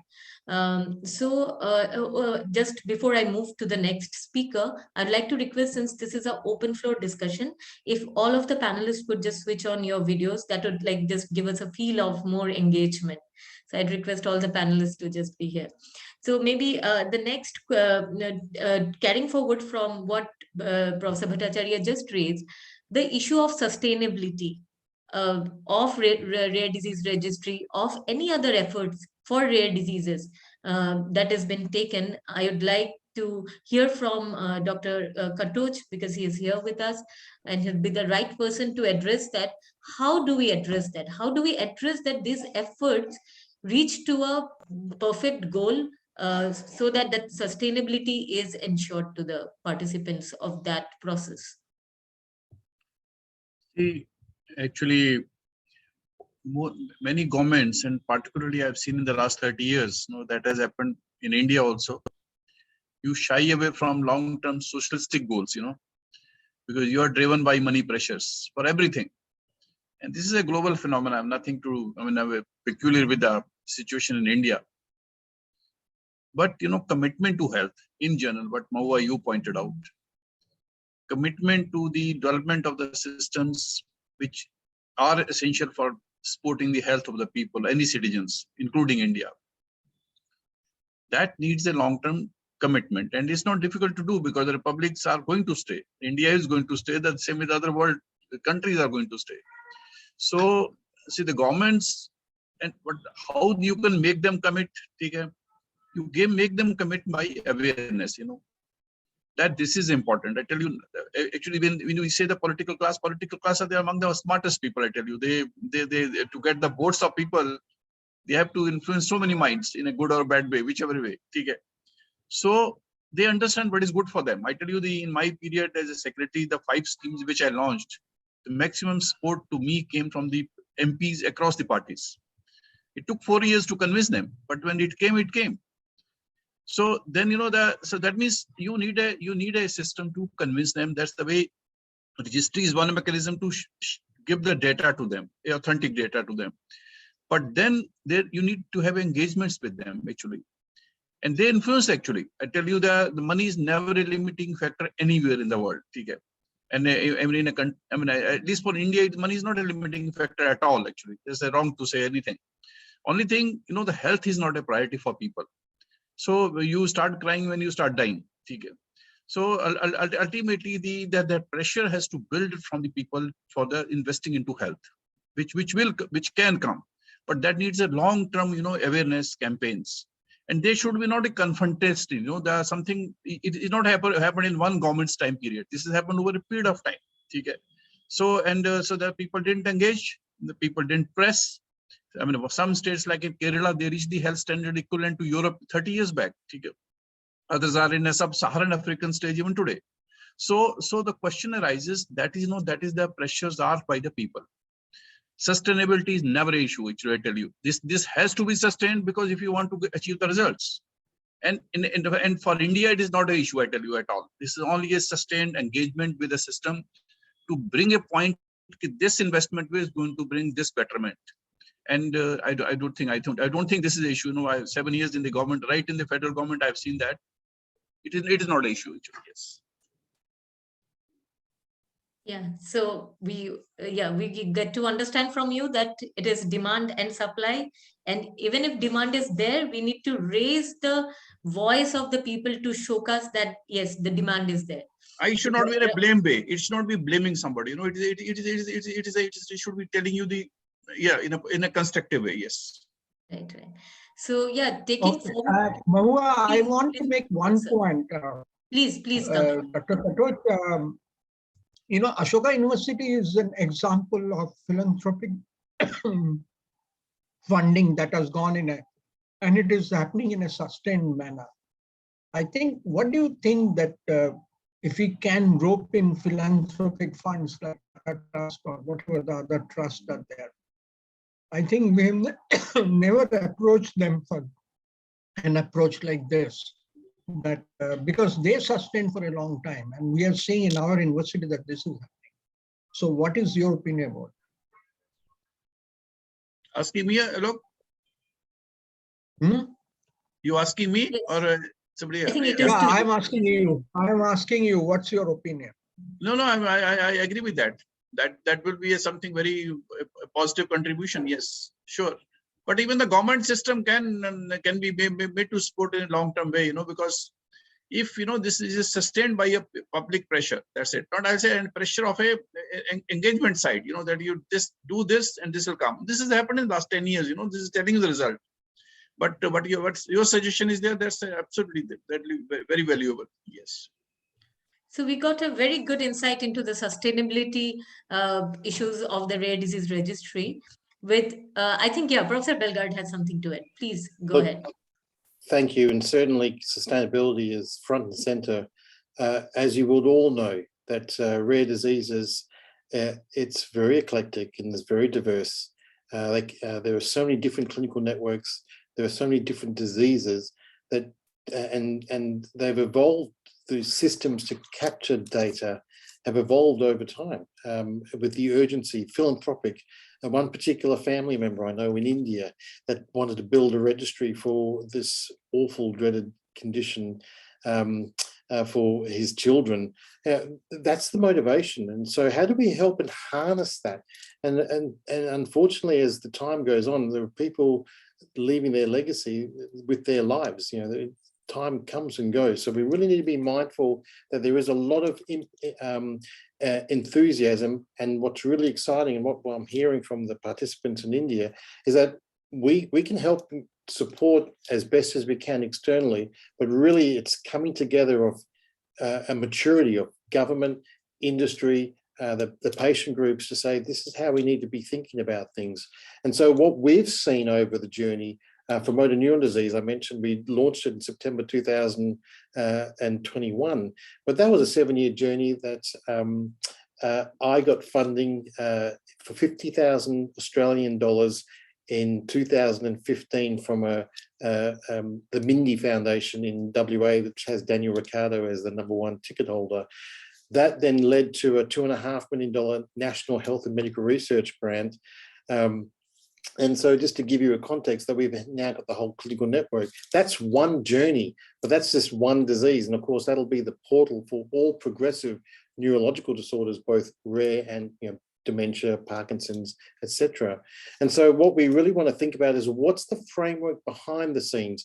Open source becomes really important. You want to have open access to data and systems, and you don't want to have vendor lock-in. We're talking about natural history studies over 5-10 years. You can't start something now, then you're not going to be able to get access to that data later. So you really need to promote that open standards. And what we've seen is that we've been able to reuse and redeploy one platform in so many different contexts because it's open source. That doesn't mean you can't get commercial, because then there's a question around the frameworks for registries. Data access policies can then be put into place that industry partners can get access, and the governance is right, then you can actually get a sustainable model of access to the data with the appropriate checks and balances. Yeah, thank you, Professor Belgard, for bringing up the issue on open access for registry. I think that would be a way forward for us with a wide number of rare diseases and maybe a common framework with additional features for each of the diseases and common participants at some level, and then maybe specific experts at the different disease levels.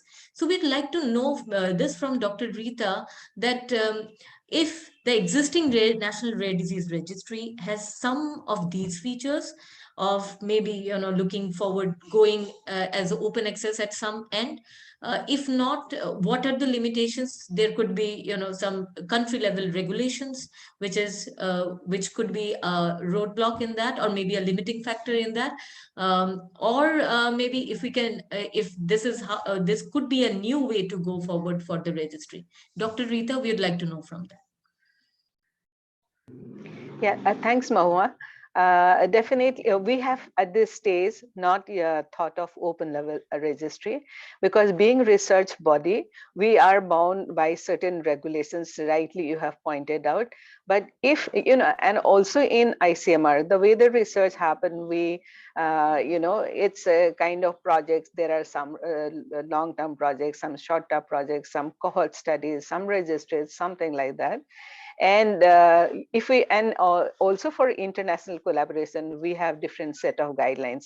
So we are bound to by those guidelines.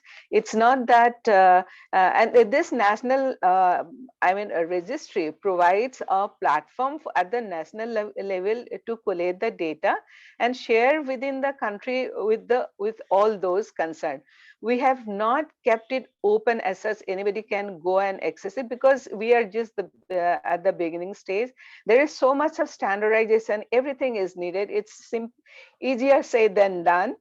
We say we will do this, do that, we need to do, we know that the complexity, so many things are to be done, but we need to prioritize which is the immediate goal now. What do we need at this point, to get started, right? Of course, we have to keep our eyes open, ears open, so that we are aware of what is happening, how we can improvise on our own system, in our own system, and what all needed to be done if we have to address some rare disease, or for that matter any other disease condition. So we know that we have this registry which is going to provide the important information which the policymakers are looking at this point of time, that they don't have the number if they have to prioritize and start something for them. Because you must be knowing that when they put up the rare disease policy and that invited come, and there were many suggestions. Based on that, some activities have been incorporated in the revised version. So there the policy is also looking for this. So the primary the goal at this point is, we don't have that number. If we have to plan, allocate resources, think of some orphan drug, and other policies related to that. That is the primary thing. And open access, as we move, and we are also learning in the process many things, right? As our understanding grows and we understand things better, we are open-minded, and we will see how we can explore other opportunities that is available to us, right? So that is what I would like to say at this point, because I know there are too many things to know, to research, to do. And then what can I do at this moment, so that, while planning for those major goals, I'm left behind with the thing that I need to do at this moment. So I think that is what I would like to look at things.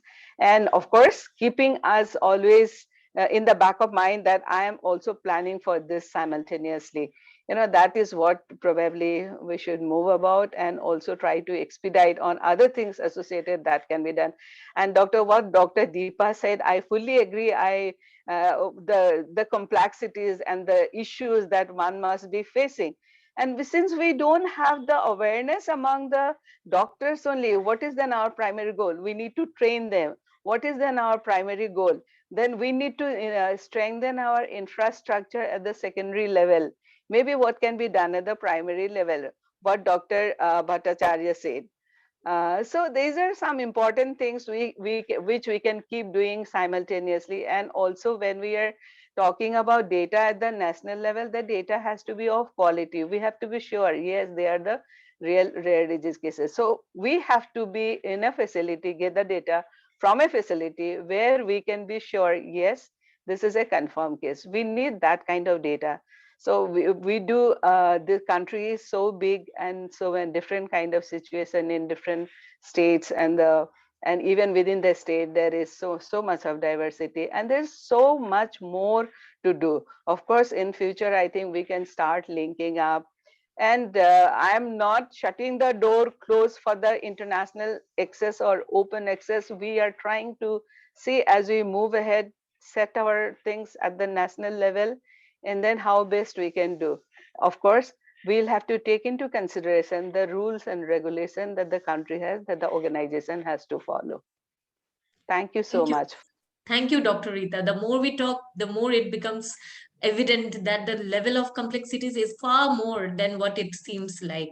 And to traverse that at different level, it's really difficult. But yeah, we look forward to having that. I think we have Professor Belgard, some nice views we will get again. Yeah, Professor Belgard. thank you, and spot on, Dr. Reeta. And it is such a challenge, and it's awesome what you've done to get to this particular point. Just for clarity, I'm not saying open data. I'm talking about systems, the platforms that you use could be open source software code. And so, for example, we make our code available that other developers can actually make use of. And of course, then you can take that, because it's, you know, it's been invested in by many philanthropic and government agencies, industry partners, and then you can customize that software code and then put the modifications back into the open source domain. And so this comes back to that sustainability model. How can we reuse and repurpose? But the systems, when you deploy a registry, you put it into that local district. It's governed by the appropriate government and or the country. So just wanted to make that clarification. We're not talking about making data available, but patient registration is so critical. How do you nail that in a way that ensures, and some of the Q&A was the questions, privacy, consent, these are so critical that you want to get the buy-in from the patients, and they need to be certainly informed and comforted by and confidence that the data is protected and the right stakeholders are going to be able to reuse and use it effectively on their behalf. Thank you, Dr. Belgard, for the clarification. And definitely we are, as I said, we are open if there's something better is there and how we can incorporate that. We will be happy to look into that system as well. And if it is really going to help us to work, you know, further down in the process. And thank you so much. So yeah, taking from another point that Professor Belgard mentioned, which is around patient group participation. And I think that could play an important role in collaborative efforts towards building up the registry as well. So I would like to hear about that from Dr. Sudha. If you could, you have already mentioned it on your presentation, but if you could come again and just give us another view on how in the existing model patient group participation can enhance the registry. Dr. Sudha. Yeah, thanks, Mahua. See, what I see from scanning the literature, you know, in other countries, there are a lot of participation of patient groups in making registries. Actually, I would like to know from Dr. Belgard, what is the situation in Australia? In India, we haven't yet come to a level because we are very nascent, you know, we are just starting out. But I think we have to gain confidence that we can have partnership in the sense that we can have guidance of patient groups from government or from experts which are designated by the government, so that the patient groups who are totally naive, they are kind of told how to go about it. The reason I say patient group, because the maximum motivation lies with them. You know, they are facing the disease day in and day out. So they really want to do everything possible to make life easier for them. And even if registry does not result in a treatment right away, but it is leading in that direction. And that hope itself is a lot for the patients. So that's why I feel that patient groups will be well positioned and motivated to put in the effort, which government alone cannot do in our country. We just don't have that level of resource today. But yeah, as we build up and as rare disease becomes well known in our clinical circles and research circles, then it will happen. But today, maybe we need to look at patient groups and how they can pitch in with their own resources, which are not trivial, because they actually are in contact with the patients even more than the clinicians themselves. So how do we rope in that, resource that we have readily available in our country for many rare diseases? there are many rare diseases for which there's no treatment, but patient groups are very active. They're very much there. So how do we leverage that? Maybe Dr. Belgard, if you could tell us what is the situation in Australia? Yeah, look, I think all countries are experiencing the same, Dr. Sudha, that it is word of mouth. And so what we want to do is pay it forward, that if we work with one disease group, can we reuse and repurpose that approach that we've used for one disease to another? And so I gave you the two examples. Ageman Syndrome is not motor neuron disease, but the two communities came together to leverage. One was a patient-reported outcome registry. Motor neuron disease wanted both a clinical and patient-reported outcome registry. And now the Angelman syndrome wants a clinical registry as well. So you can sort of start to see how there's a momentum that builds. But just listening to the panelists here, you've got amazing wealth of expertise and knowledge and understanding. You want to start with that organic growth, and a team just like these panel members now can really start to shape and build. And you've talked about the patient advocacy groups, so critical and important, and you want to help them. And I think this becomes the challenge. They need to harness their enthusiasm and their limited financial resources that they will openly and generously contribute, and use that to, I guess, to highlight to government that these become the exemplars. So there was one Q&A that asked the question, how do you prioritize? Well, I think there are some exemplars that you'll want to choose that already government recognize and understand. Industry partners are interested to be involved. The patient advocacy groups are already established for those particular conditions or group of conditions. And you've got a clinical network that's around. So you can sort of start to see maybe that's a priority of making sure you've got all the key stakeholders around.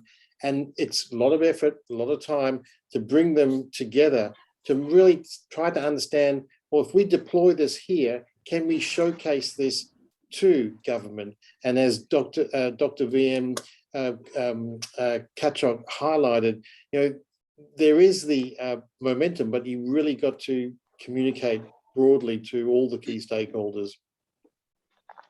Yeah, thank you, Dr. Belgard. It's very encouraging for me to know that this situation is similar even, elsewhere.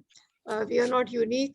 So it gives us hope that, as Dr. Katoch had mentioned, that it's up to us to put the pressure on the government or on any other fund agencies. So it is for us patient groups to organize ourselves, to have more confidence in ourselves, and then to maybe approach the government with right proposals and take it forward in that way. Thank you, Professor Belgard, and thank you, Dr. Sudha. I think we are getting a good insight into how multiple stakeholders should come together to sort of bring up the momentum and sort of create the demand that Dr. Katoch mentioned and put pressure and highlight the issues. So can I just take 1 minute, Mahua? Yes, please. Yeah, I just wanted to also know from Dr. Belgard, because we have been also receiving many requests from the patient groups, right, for being part of the registry. And what problem we can envisage here is, because we have a unique idea, and this patient group, the patients they are coming to, they're in touch with those patients. We don't really want to duplicate the data, right? At some point, maybe they can be linked depending on the type of the cases that has come into the registry.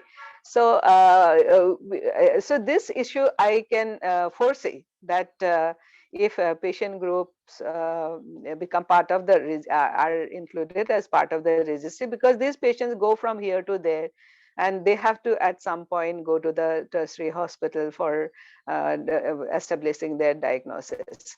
So we already have those institutions in the registry, and so that duplication will be there. And then it's not, like the system on its own.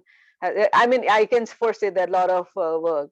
I don't know if Dr. Belgard has some advice on this. I was thinking maybe they can be part of that with some related, actions following the as the registry data emerges. If there is any suggestion from Dr. Belgard on this point, I thought that will be helpful. Yeah, look, that's a really good question. And certainly for some past work that we did, there was the audit and cleanup, which is pretty much what you've highlighted. The quality of the data becomes important. We end up having, and it's just the nature of the fragmented health systems, that you'll have more than one identifier for a particular patient. So yes, you'll have a registration for a unique identifier, but they'll have all these other identifiers associated with whether it be a private or public hospital or a clinic that they've gone ahead and attended. So the concept of aliases become really important, looking for the matches between the patients and coming up with some smarts within your technical team.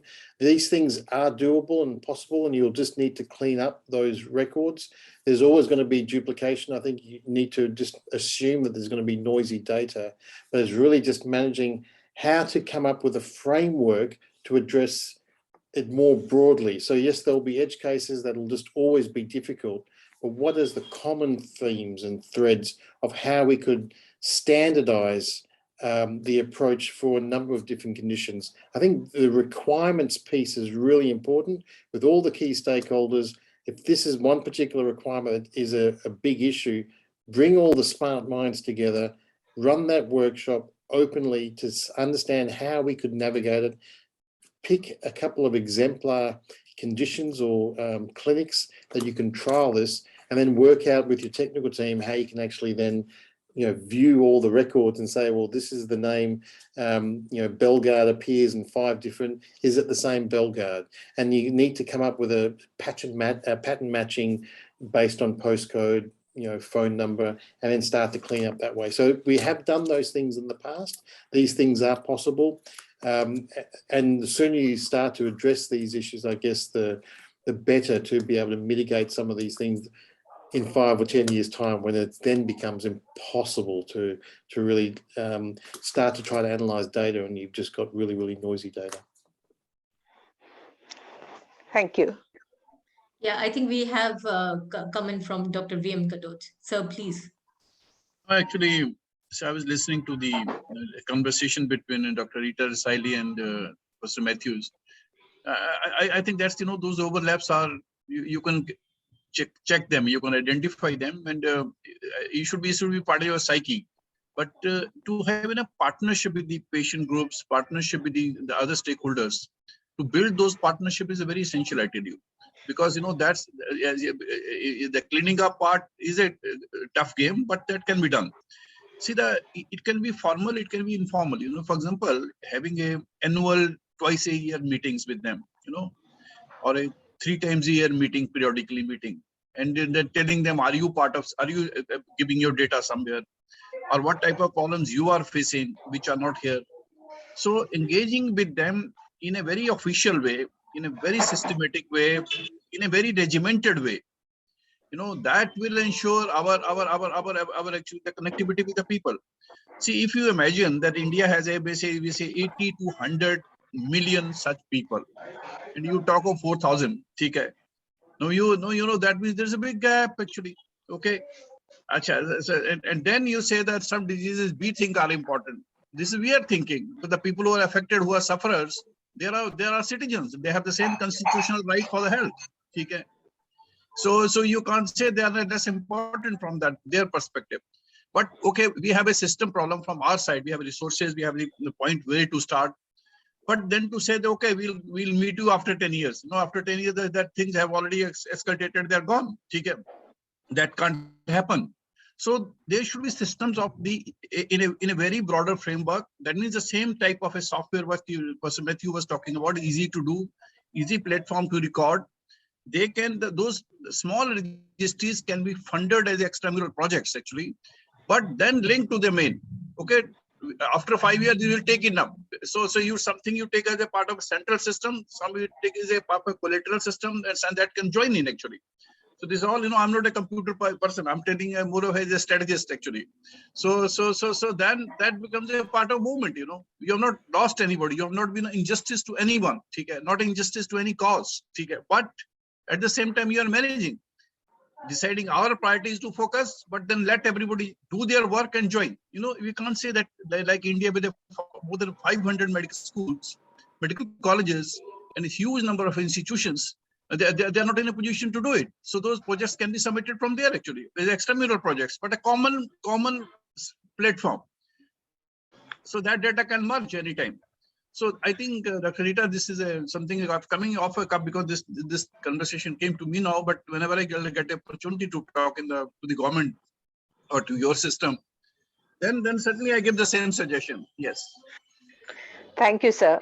Thank you, sir. We're just thinking how we can solve the problem of duplication. But yes, definitely we get a large pool of data from the patient groups, organization, and the many societies as well who are interested. So once our system is in place, and of course, we are open to learning new things and, like to improve our system, whatever opportunities are there and how we can best, adapt from them. We are open to that, and we will be trying to explore all that is possible. Thank you, Dr. Katoch, and thank you, Dr. Reeta. Yeah. So it's already feeling like we are moving towards some, possible solutions to some of the problems that we have in hand, and that shows us that this session has been really successful. So taking this forward of multi-stakeholder engagement and participation, I would like to know from Dr. Deepa quickly on participation of medical professionals. And especially we want to know from you because when we see participation, it is largely from the well-renowned institutes, which are mostly located in urban areas of the country. And in India, all the districts, as you mentioned, all the districts, all the different states, different regions have different needs, and that needs to be addressed uniquely. So I'd like to know, what do you think, your perspectives on participation of medical professionals from various areas and regions in the country? Over to you, Dr. Deepa. Definitely, this is a component which itself is a solution for the question itself would be one of the solution for having a branching tree approach here.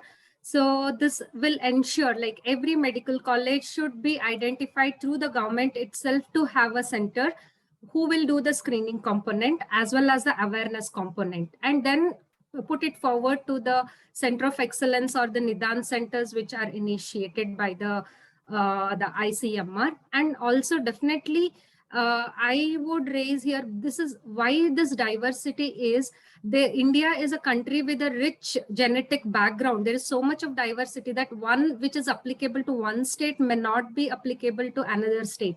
In Karnataka itself, we have so much of variation in the genetic diseases which are pouring in from northern or the southern Karnataka. So it should be also scope for the regionalized approach for variation in these specific diseases. Like in southern Karnataka, we have more of autosomal recessive disorders, especially, and also there is some inhibitions from the population themselves to approach. So this is because of the stigma. I would rather say I have faced a lot of stigma associated with the existing social or the cultural background. So you are once deceased, you're always tagged as, especially with respect to other social concerns like wedding or many more like this. So, and also with respect to registry, I also foresee the educational status. It's not uniform across the nation. I think it would also be one of the biggest challenge for our registry, comparable to the successful what we are listening from Professor Belgard. So socioeconomic status and education. So probably in these awareness or sub-center levels, if these concerns are addressed, this will also add on to the success of the registry. Thank you, Dr. Deepa. Professor Belgaard, please come in.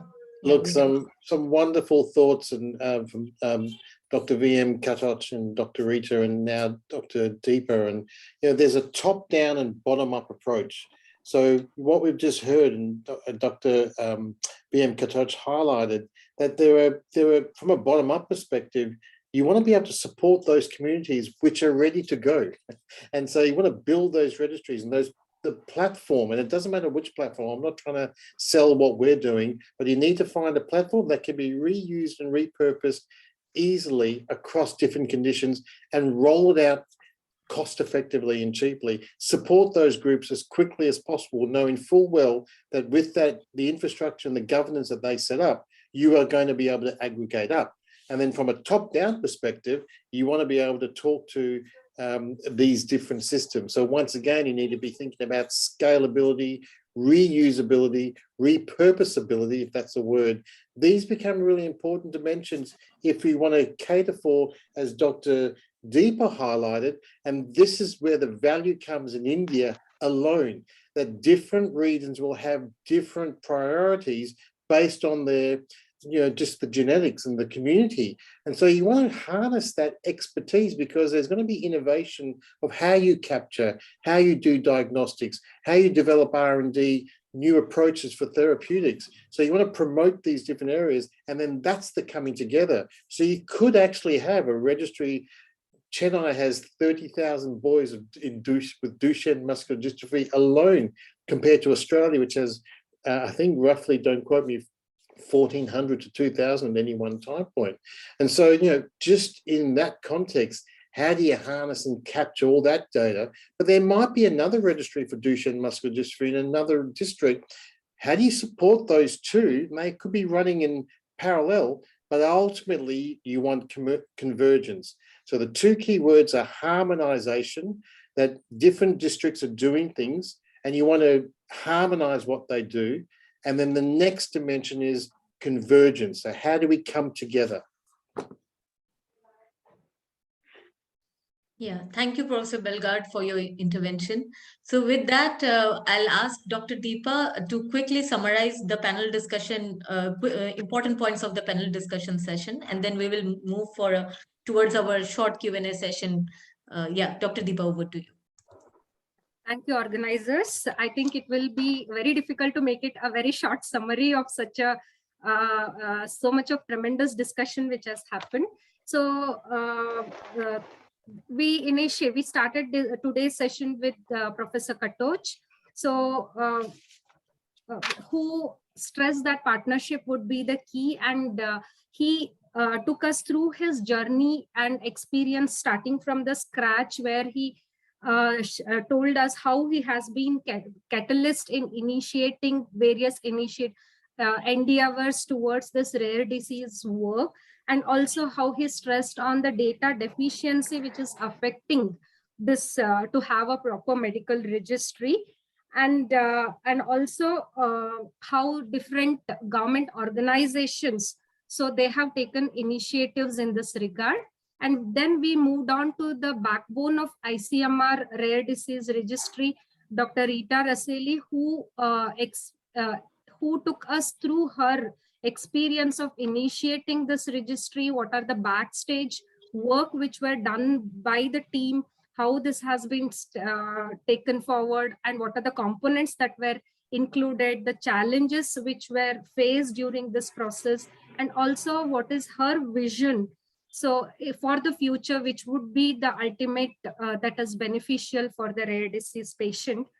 And I'm extremely thankful for Reeta ma'am for such a commendable, or such a, effort towards this registry in India.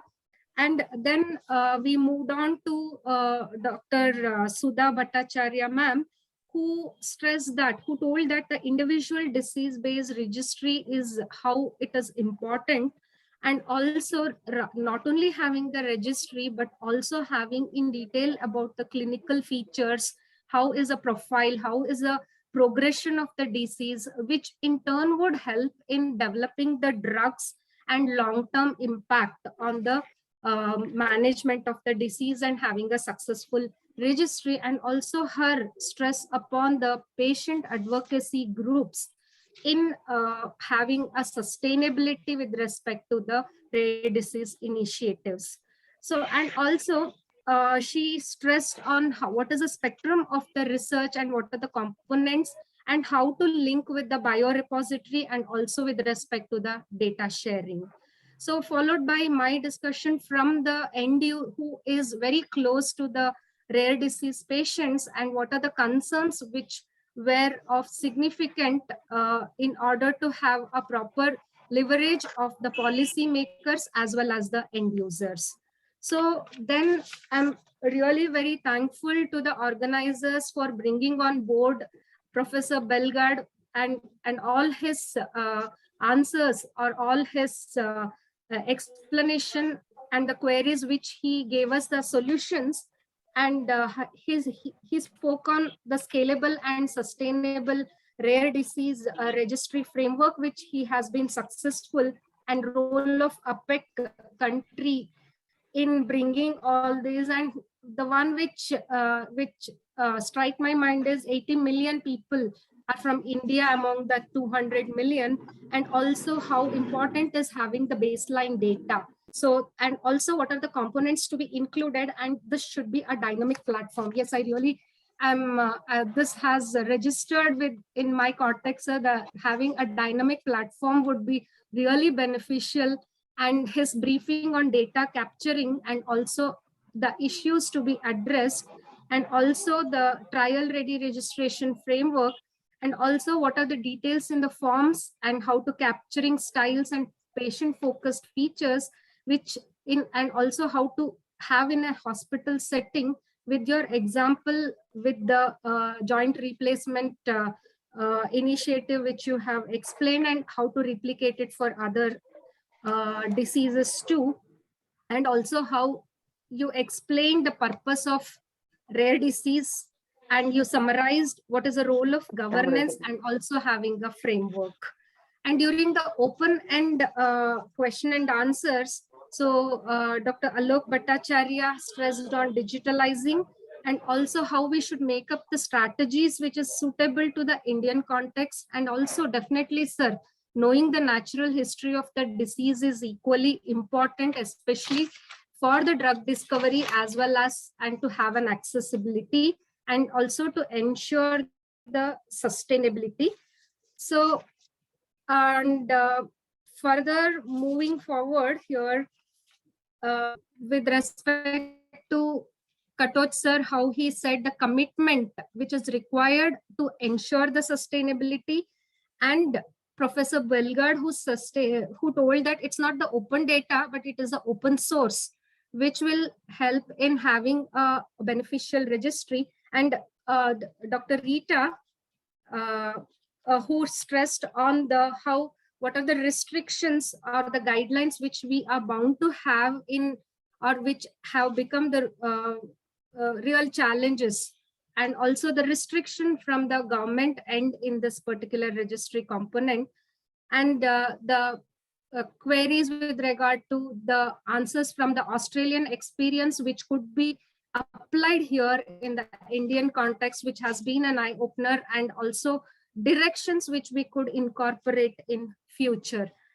So, and also as rightly said, there should be an incorporation, the patients who are the real affected people, either through a informal or a formal collaborations, which were suggested to have a partnership and also take it forward through a small extramural projects, and to avoid the duplication of the data, so that finally we have an entire single point source, which again can be utilized further for the benefit of the patients. So kindly apologize me if I have left out anything and have done justice to all the important things which were brought up in a wonderful manner in this platform, and hope this will become a trigger, or I would say catalyst, as Katoch sir said, will bring up so many more research, so many more initiatives, and the goal-oriented approach towards the benefit of the rare disease patients. Thank you again, organizers. Thank you, Dr. Deepa, for giving an extensive overview of the entire session. And yeah, so I'm very sorry to the audience that we are hard pressed on time and we will not have time to take the questions. Mawa, one or couple of questions we can take, like Dr. Narendra Chirmule had mentioned, right? Yeah, please quickly go ahead. Some of the panelists were very interesting questions they had. So we can have Dr. Narendra Chirmule's question, because he was an Yes. Yeah. So can we request one of the organizers to make him a panelist so that he can directly ask the question? Is it possible? So yeah, we request the hosts to kindly make him a panelist, and by that time maybe we can take another question because it will some of take them. Yeah, little time. just Yes. one or two. So Nisha Venugopal has asked, Yeah. can you comment on how to integrate systems that allow data sharing at regional, national, and international levels? What are the issues, considerations, and in this respect? So I think from the panelists, if somebody could help address this question. I think that question was to Professor Belgard. Please, could you take that up? Yeah, sorry. Where's the question? Yeah, it's basically Nisha Venugopal. She is from Indo-US Organization for Rare Diseases. Yep. And Dr. Venugopal is asking, can you comment on how to integrate? Yep. Yeah, look, I think it is on a case-by-case basis, but clearly you've got to get the legislation right. So as I said, data governance, any registry needs to be set and starting with data governance. It's not an afterthought. Get the governance right. Who are the end users? How can you use the data? What's the data access governance policy that you want to be able to use? If it's a local, if it's disease-centric, so if it's a disease-specific registry, or if it's a regional registry that covers all different conditions, what's the data governance? Is it compliant? Are the consumers and the patients that have got their data in there, are they safe? They'll really become part and parcel number one. Then you have a data access governance policy that says who can get access to this data, who can request access, and then of course you can take it from there. So it is a scalable approach. You know, adopting that good clinical practice, the ISO 2015, 9001 sort of approaches to this become really quite critical. Is the data secure? I mean, these are all just part and parcel of that. Right. Good question. Yes, yes, And it can be definitely. done. Thank you. Thank you, Dr. Belgard. And I hope Dr. Venugopal's question is answered by this. It's a very comprehensive answer. So since Dr. Narendra Chirmule is now with us, Dr. Chirmule, why don't you ask the question to the panelist yourself? Good afternoon. Thank you. I thank you for putting me on the panel, but you didn't need to. I think today I was just listening in very carefully. I have to remember the question. I don't remember it. Yeah, there were a couple of questions it, that please. you had mentioned. First was one of them was addressed to Dr. Rasaily, and you asked about what criteria were used for prioritizing and selecting the diseases that are being collected in the registry. So, Dr. Rasaily, would you like to take this up? Yes. What criteria were used to? What did you? What was the question? Sorry. Now, how did you come up with those 6 different types of diseases that you want to select it? I mean, this is just a question that came up when you were presenting. Yes, yes.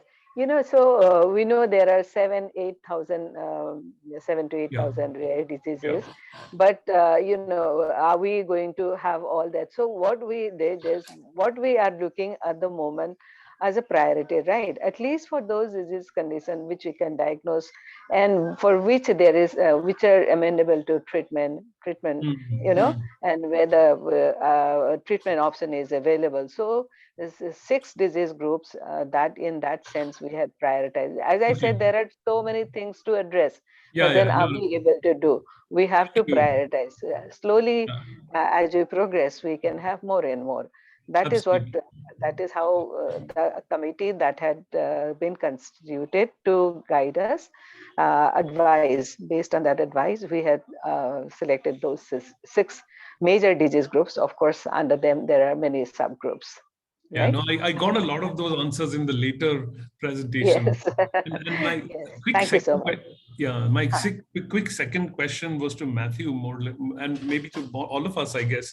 I just wanted to hear from if anybody had any information on how Indian rare disease groups are interacting with international groups. Is there a consortium of collective within India that is interacting collectively or more in a coordinated way?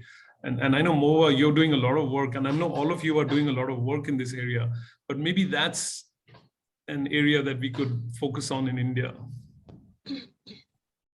Yeah. Good idea. I think some platform like this can be created and then, facilitated. Any of the people who are involved in this can take the initiative. So I think, or anybody, any organization for that matter can take the initiative and bring all of those people concerned and working in this area can come together and share their experiences journey, because there is a lot to learn. Absolutely. Whether it is about the disease, whether about creating registry, whether about management, whether what treatment option available, what are the treatment options in pipeline, how we are progressing. There are a lot of things we can learn, how they have engaged the community, how they have trained the community. There are many things to learn. It could be a small idea, it could be a big idea, and what is convenient or what I can adapt. I think like that many people engaged in this activity can learn from each other. There's always, you see, like big or small, we learn every day. Today we learned so many new things, which we thought we know, but we know that there are so many new things there that is there to learn. That also we learned. That is how I look at things. Thank you so much. Thank you, Dr. Reeta. Thank you, Dr. Narini. I think Professor Belgard has something to add. Oh, sorry. Yeah, you go, Dr. Sudha, if you want. Oh, Dr. Sudha also had something to No. add. Sorry, ma'am, I didn't see your hand. Yeah, Oh, please. no, sorry, I didn't raise my hand. I was just butting in. Go. I just wanted to add, to what Narendra was asking, that so far in India, we find that the interactions we have with groups abroad are disease specific.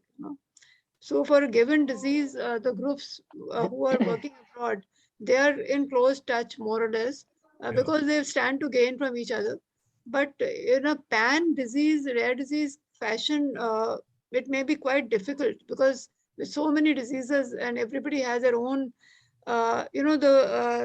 the place where each disease stands today in terms of drug discovery or diagnostics are all different. So it's very heterogeneous. So maybe we can't really hope for a pan rare disease sort of a interaction, but at least disease specific or broad categories like hematological disorders or neuromuscular disorders, broad categories are happening. But yeah, it needs to be promoted more. We don't have sufficient interaction, but it is fledgling interactions are there. That's great comments. Just a couple of suggestions, and perhaps going forward, why not have a series of workshops where you invite Rare Diseases International, Dr. Tahane Wong-Rager will help guide what would be that pan disease dimension that you might want to consider, and how could that be feasible and possible. And so you could actually get some of these key stakeholders that are already well established across India. It's got to be done. I think there's a strong opportunity. So a workshop around the patient advocacy group, you really do want that broader input so you can actually help guide government, because governments and the different jurisdictions are going to say, go away, I don't want to just focus on this disease. I've got other concerns and other priorities. So you really need to get that coalition of the willing together. The other thing is you could roll out a series of workshops. So there could be opportunities engaging internationally around the digital platforms that support and the challenges that you have there. So you could actually, the governance arrangements, you could actually have a series of workshops as an outcome of this event alone that could start driving what are the key components that need to come together. So next year or whenever that you plan to do this function again, you actually have the components better established and better understood to actually then drive the agenda going forward. Just a suggestion. Yeah, that's a wonderful suggestion, Professor Belgard. It's wonderful. And I think the rest of the questions we can take offline. We really apologize to the audience because but the time is running by and we have to close the session now. So I think we will go ahead with the vote of thanks. I think Dr. Katoch had some comment to make. Oh yes, please, Dr. Katoch, please go ahead.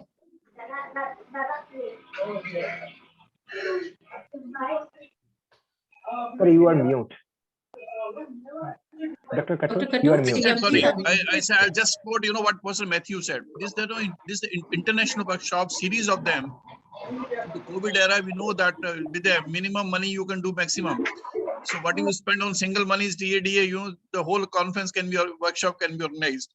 So these digital online meetings and this consultation in which the people have the opportunity to participate, I think this is the best way. But Person Matthew is suggesting that is the right way to engage everybody and, know their inputs. Then there can be filtering systems by the agencies to what to take, but not to take. So at least, that those ideas are listed actually. So I think what Person Matthew is saying in the end, that's, I think, should be the mantra to move forward, to engage more people, get their insight, and then choose what is appropriate at that time. Yes, yeah, that's excellent. Thank you. Right. Thank you, Dr. Katoch. That was an incredible session today. So I think with these words, we will I think, Anjali, sorry to intervene. I think Professor Matthew has something to add. Please, Professor yes, Matthew. Oh, no. I was just happy. It was great. Thank you so much for the opportunity to be a part of this, and good to meet you all. And who knows how our paths may cross in the future. All the best. Oh, no, thank you so much. In fact, you were joining us today from a different time zone altogether. So thank you for taking your time especially on a Sunday, when most of us are actually busy with our families. So thank you so much. So with this, we'll actually come to the session end. I will quickly round up the thanking note. First of all, these 2 days, yesterday and today, were extremely engaging. Yesterday, the session was on basically having equity in rare diseases as a public health agenda. And today it was strengthening the rare disease registry. Both are interconnected with each other, but they are definitely very useful. And we are looking forward to more action on the ground on these two aspects. So they were very thought-provoking discussions from all the panelists yesterday and today, and we thank you so much.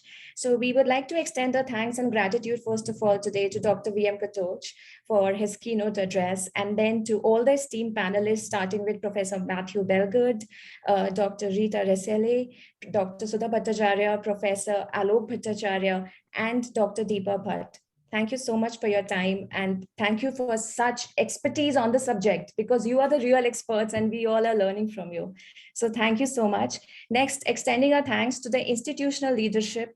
I would like to extend the thanks to Professor T.A. Abhinandan and Dr. Akhilesh Gupta, who are from DST CPR IISC, and from Ashoka University, Professor Alok Bhattacharya and Professor L.S. Shashidhara. Without you, sirs, this would not have been possible. So thank you for your constant support. Thank you so much. We missed Dr. Akhilesh Gupta, but I'm sure if he is seeing us today, we would definitely like to express our gratitude to you. And finally, to our organizers, to all of us, to the coordinators and organizers from DST CPR, IISC, Dr. Mahua Chakrabarti, Dr. Pragya Chaube, Mr. Saikat Bhatyabal, Ms. Soumya Narsipur, for putting this together along with Ashoka and making it most interactive and engaging. I know we all have a lot of key takeaways. What is important for us is to actually implement how best we could take it forward. So we look forward to more engaging discussions. Thank you so much. I think now it's time for a quick group photograph. So may I request Saikat to do the honors, please? Thank you. And also thank